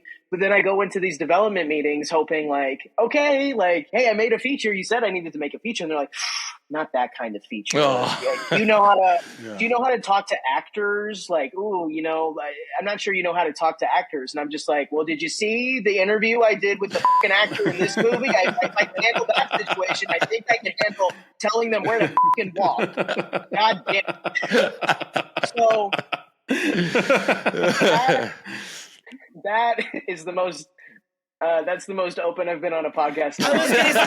I've been doing press with this guy for over a year. This is the realest he's been, and I think it's legit what he's saying. Of like, there are always going to be struggles and feelings of perceived scarcity, whether that's a reality or not. And so it's like, band with the people you believe in and want to be a better person with, because all this stuff, as Sav likes to say, like, it's all made up.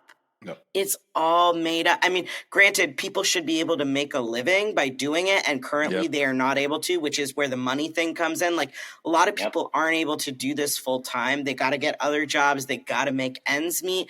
That is not a sustainable living for most people. And so that favors a certain level of privilege and or just stretching yourself to a thinness that is not healthy for anyone. So it's like, what Sav you said is beautiful about independent filmmaking. Like, you got to be in it for the right reasons, because you're certainly not in it for the wrong ones. Nice. Truly. I shouldn't say more, or else this will go off the rails.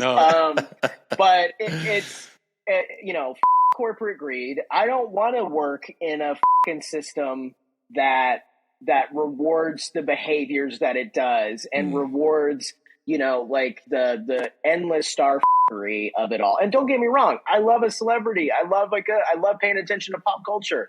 I would call myself a pop culture documentarian at the end of the day if I had to define what I did as a documentary filmmaker. Okay. And there is so much more that is being lost in this than just, are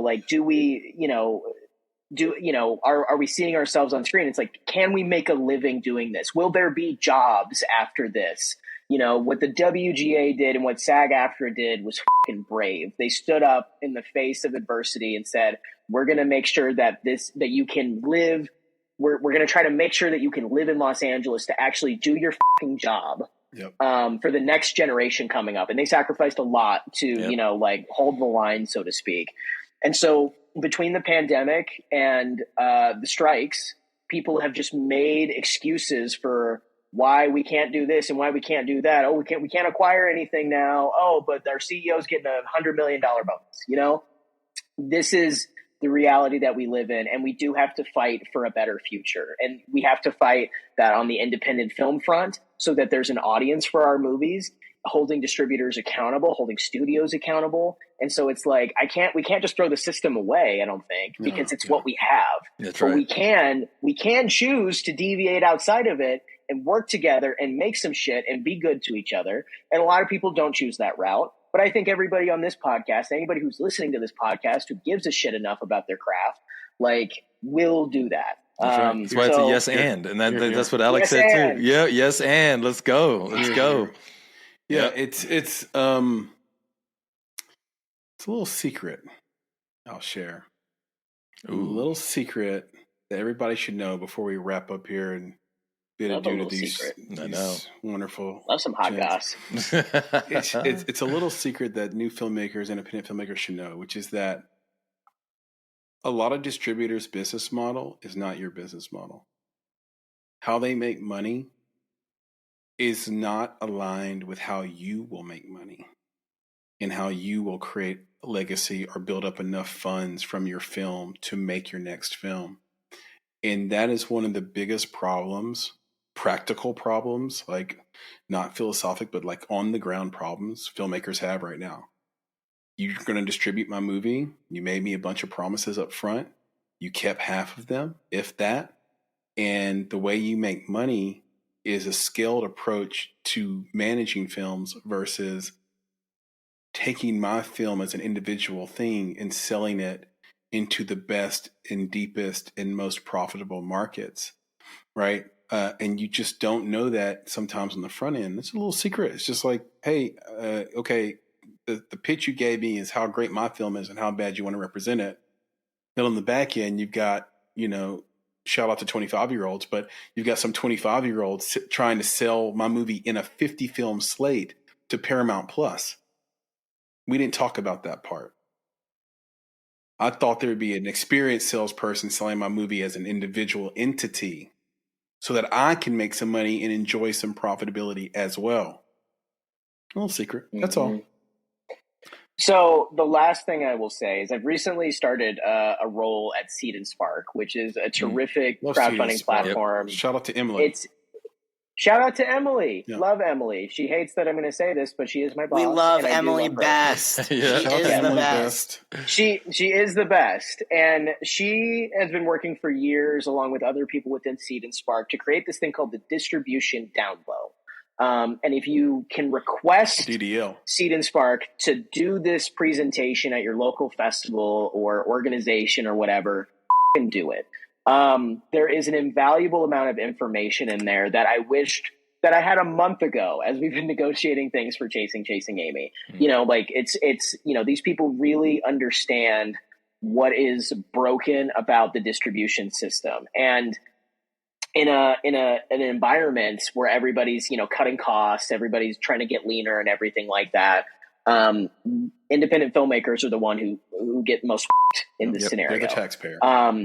And so I highly recommend, if you want to build your own ecosystem, check out the educational resources on this thing. Like I use them before I worked there. Yeah. I use them, before Chasing Amy. Like you can cultivate your own communities and ecosystems, and that's what it's all about as an independent filmmaker. And it's why filmmakers, we keep talking about Mark Duplass, but it's a reason that he's like so gung-ho on Seed and Spark is because it cultivates this like kind of community. I promise this is not a sales pitch. I've never done a sales pitch for a day job I've had in my life. Listen. When you're passionate about something, speak on it, right? You don't let anything hold you back. So we appreciate that. Yep.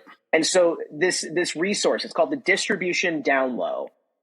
Seek it out. It will tell it's all of this information condensed on what every independent filmmaker should know before they make a movie, so that they can actually design a sales plan where they're not floundering, and they don't know where they're going to go. And that's the big kicker right now with independent film. You can raise money, you can do crowdfunding, you can build community, but if nobody sees your movie, what's going on? You got to find a way to get it out there. You're moving to a giant red ocean. This is fantastic. And as my brain is sloshing around in Beaujolais, taking down, I think, a bottle during this conversation, I will end us on this because you guys are documentary filmmakers. I just wanted to know your thoughts about the sort of death of bankruptcy of participant media.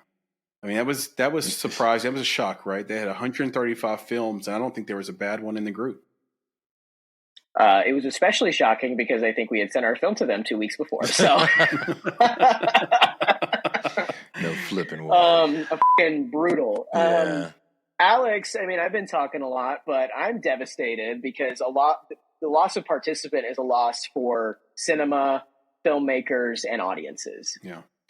I mean, yeah, I think you said it all. It's devastating.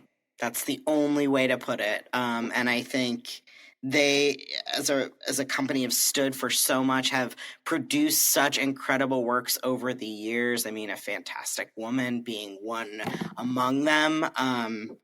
Devastating. And it means that we have a lot of work to do in their absence. And I think it goes to show what we've been talking about for the last 15 minutes, which is they don't have it all figured out financially. Like you have 135 movies where half of them were great and a third of them won the highest awards in industry, and you still can't afford to stay open. You know why studios want to lean on AI and why a Bob Iger would come out and say the things he said during the strike. And at the same time, you totally get why the writers and actors would strike and why the directors would go to get a new deal, et cetera, because we also have to make a living while the cost of living goes up. And I don't know if the two things are aligned anymore. No streamer is profitable but Netflix. And it took them a long time to actually turn a profit, to actually have money in the black. So we got to figure out a way as an industry to make it more affordable to make films. And I would say, too, on the interpersonal. And make it more affordable to live in America, by the way. But yeah, go ahead, Alex. I mean, we have to make it bearable. Yeah. And hopefully more than bearable. actually enjoyable, or at the very least livable. Like, I think, and that's from an interpersonal place too. That's like, you know, I felt for a while, and I don't know if we got into this the last time. It's been a few years. My memory as I grow older is not as good as it used to be. I said we talked a year ago. It was 3 years ago. Right, exactly. Time, what is it? I like to be a whole person as we do this work, so that we're not recreating or replicating the harms that have been done to us. Like, we have to take care of ourselves. And if that means, as in my case, I have a full-time job, which fortunately is connected to this industry, and I have a lot of insight from the work I do, but like, that allows me to independently produce. I felt really bad about that for a long time, that I was being cowardly of the creative pursuits that I wanted to go after. And ultimately, I think knowing that, like, for many people, this is not sustainable, and admitting that and being honest about that is at least better than pretending that everything is okay and everyone is fine. Because for the most part, as you said, like, we're not. There is no grand plan. People are sort of going all different directions to figure out a way. And so, like, if we can at least be honest about that, then we can find solutions together and share that knowledge, and not be deceived, or the word is escaping me right now, but put in a place of unrealistic expectations. Like, let's be honest, and let's move from that place of what we know is real and true, and do it with people that we like spending time with, hopefully. Yeah, it couldn't be said better. You're here. Yeah, I was just gonna add on to that. Please, I think people have looked at the journey of Chasing Amy, which from the outside is certainly, it looks like a Cinderella story. I gave a TED talk. Kevin gets involved. I have this movie now that has great reviews. It's my first feature, right? Yep. I work 2 part-time jobs right now. I'm a barista at Starbucks. My shift starts at 4 a.m. And then I go from that job to my Seed and Spark job.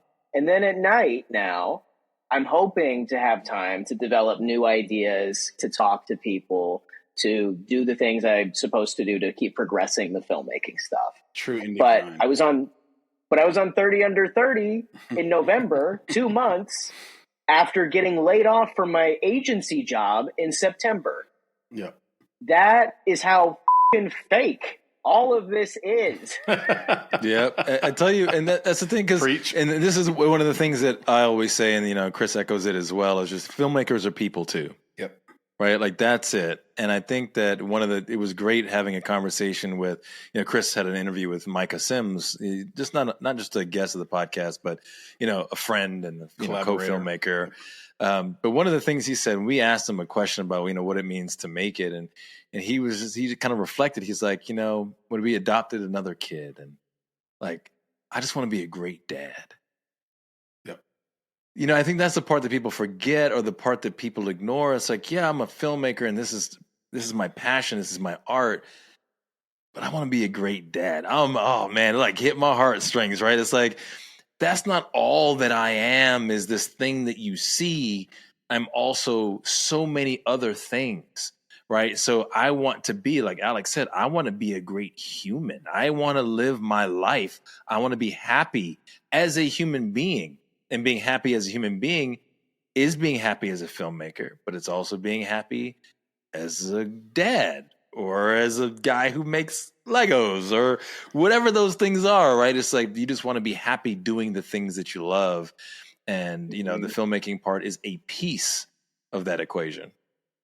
Well, I mean, whenever your audience gets a chance to see Chasing Amy, and whenever the two of you get an opportunity to see it, you know, that's the end of the movie, ostensibly, is me coming to that realization.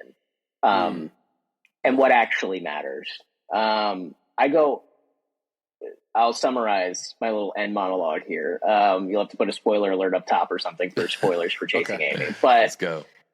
It's, you know, a boy from Kansas with very few connections gets to, you know, move to New York, give a TED talk, has all of his dreams come true.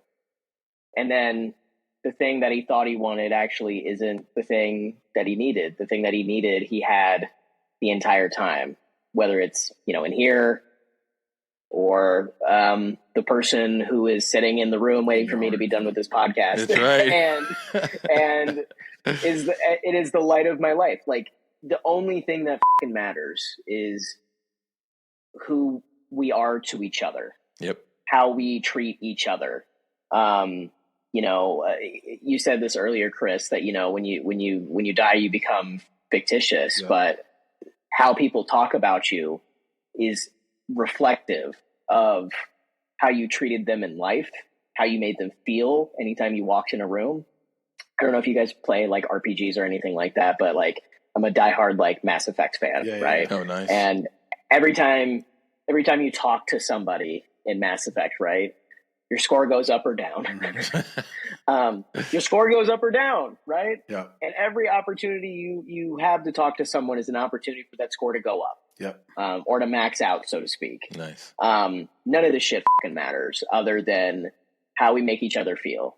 If Chasing Amy was a great movie and everybody had a miserable time on it, then it would not be worthy of a second of conversation.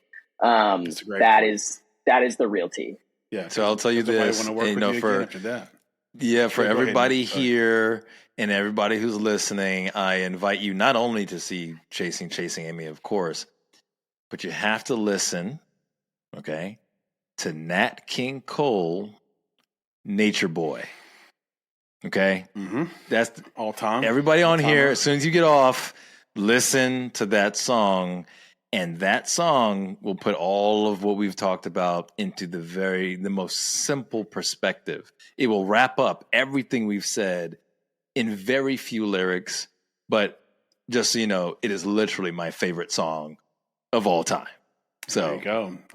A little truth bomb there from Nick and Alex, Sav. This has been absolutely everything I thought it would be and more. I couldn't just thank you guys more for joining. Why don't you, if it's on the festival like sort of agenda and it's on the plan, please do submit Chasing Amy to the Nashville Film Festival.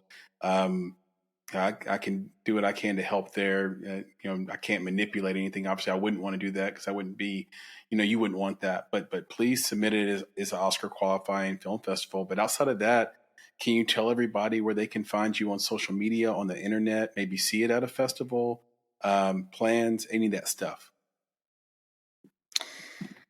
ChasingAmy.com. We post all of our festivals there. Social media at ChasingAmyDoc. And those are the two places to get the most info. And then if you follow this guy, he posts a lot. I'm not really on social media anymore, so. There you go. It's all good. Yeah, a lot. I post every Friday that it's the weekend, and I found that to be popular. People love to hear good news. I like to bring it to them. No, I mean, if you want to follow me, mostly on Instagram now at Sav Rogers Film. And then you can also support the Transgender Film Center at Trans Film Center. Donate to us, help us make trans filmmakers' dreams come true. And the idea of helping build your own table, so to speak. And then go look at our fellows and all the people who we try to support and hire them and fund them and support their work. That's it. I absolutely love it. You heard it here first. Go support the film. Go support these incredible filmmakers at ChasingAmy.com. You can follow Sav at Sav Rogers Film on Instagram, and you can contribute to everything we've talked about today at Trans Film Center, also on Instagram. If you want to know more about the Make It podcast, that could not be easier. Well, heck, you're already here on Apple, Spotify, or YouTube watching us, right? Or listening to us. But if you want more, you can go to themakeitpodcast.com. You can find us there and watch all of our back episodes, maybe listen to my original interview, long-form interview with Alex there. You can find us individually. First and foremost, probably, I guess, Nick, you want me to share your email, so I'll do that. You can reach out to Nick at bonsai.film, and you can talk about his hat And you can talk about Nat King Cole. You can talk about his culture check. Send him some comments. We answer 100% of those. You can also find him on Instagram. New page, if I'm not mistaken. It's called They Call Me Mr. Bugs.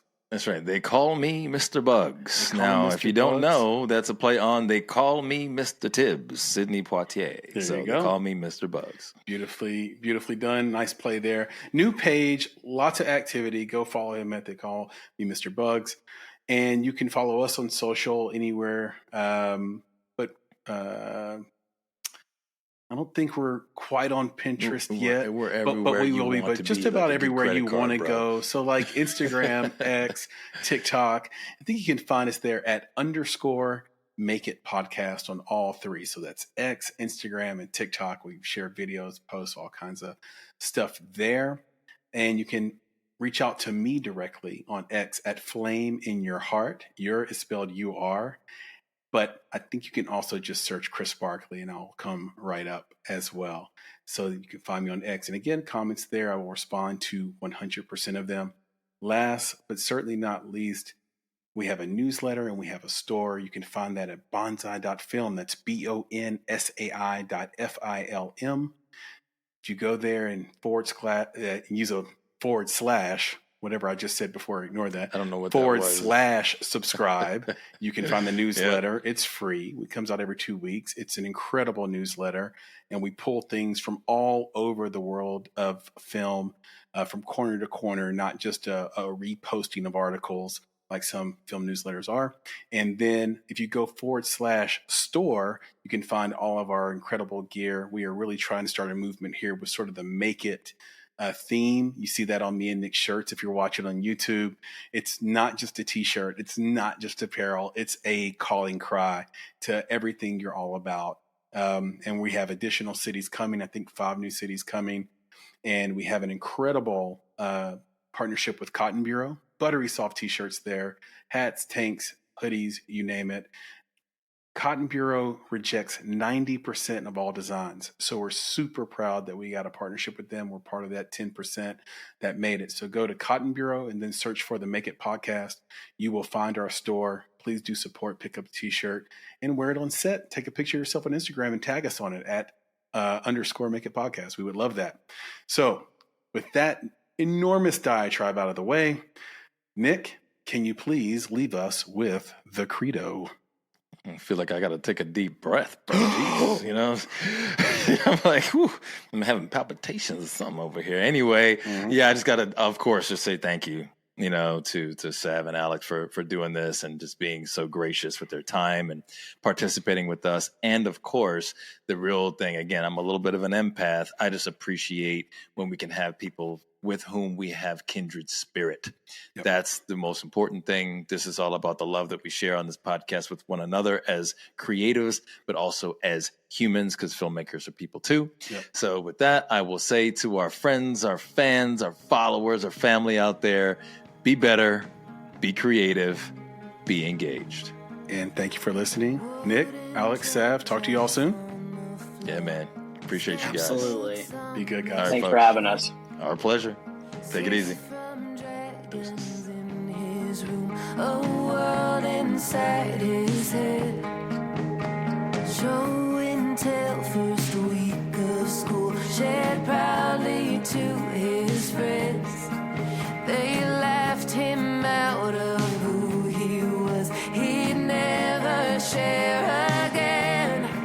If you bury it deep enough, will you carry it in the dark? If you bury it deep enough,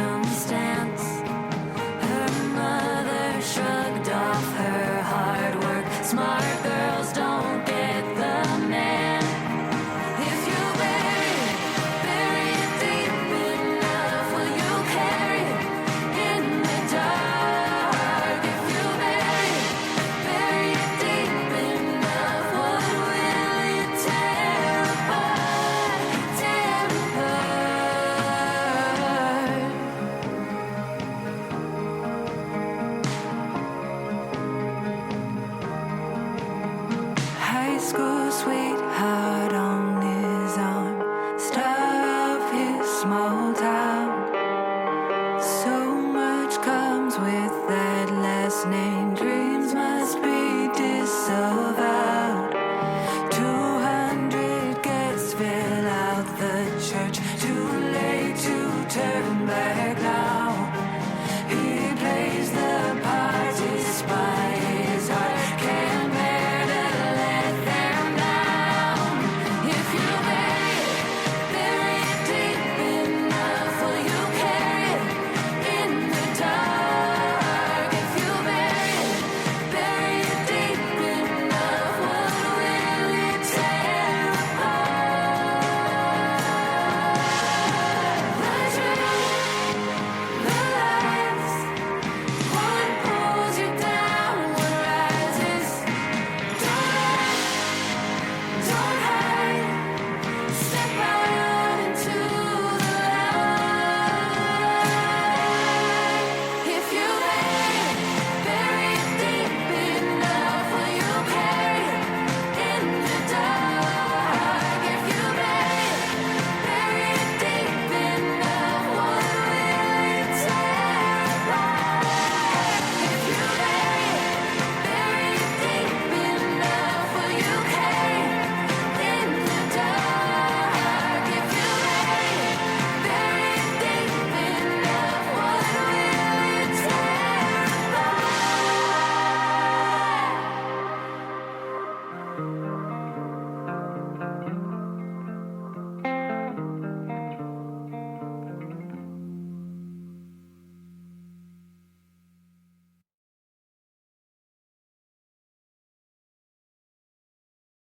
At Baker's Pharmacy, care is what's most convenient for you. Care is being here when you need us. We're open evenings and weekends. Care is helping you save more. Most insurance plans and discount cards are accepted at your local Baker's Pharmacy. Care is saving you time by managing your prescriptions online. You can request refills, check order status, and more. Care is convenience that works for everyone. Baker's, a world of care is in store. Services and availability vary by location. Age and other restrictions may apply. For coverage, consult your health insurance company. Visit the pharmacy or our site for details.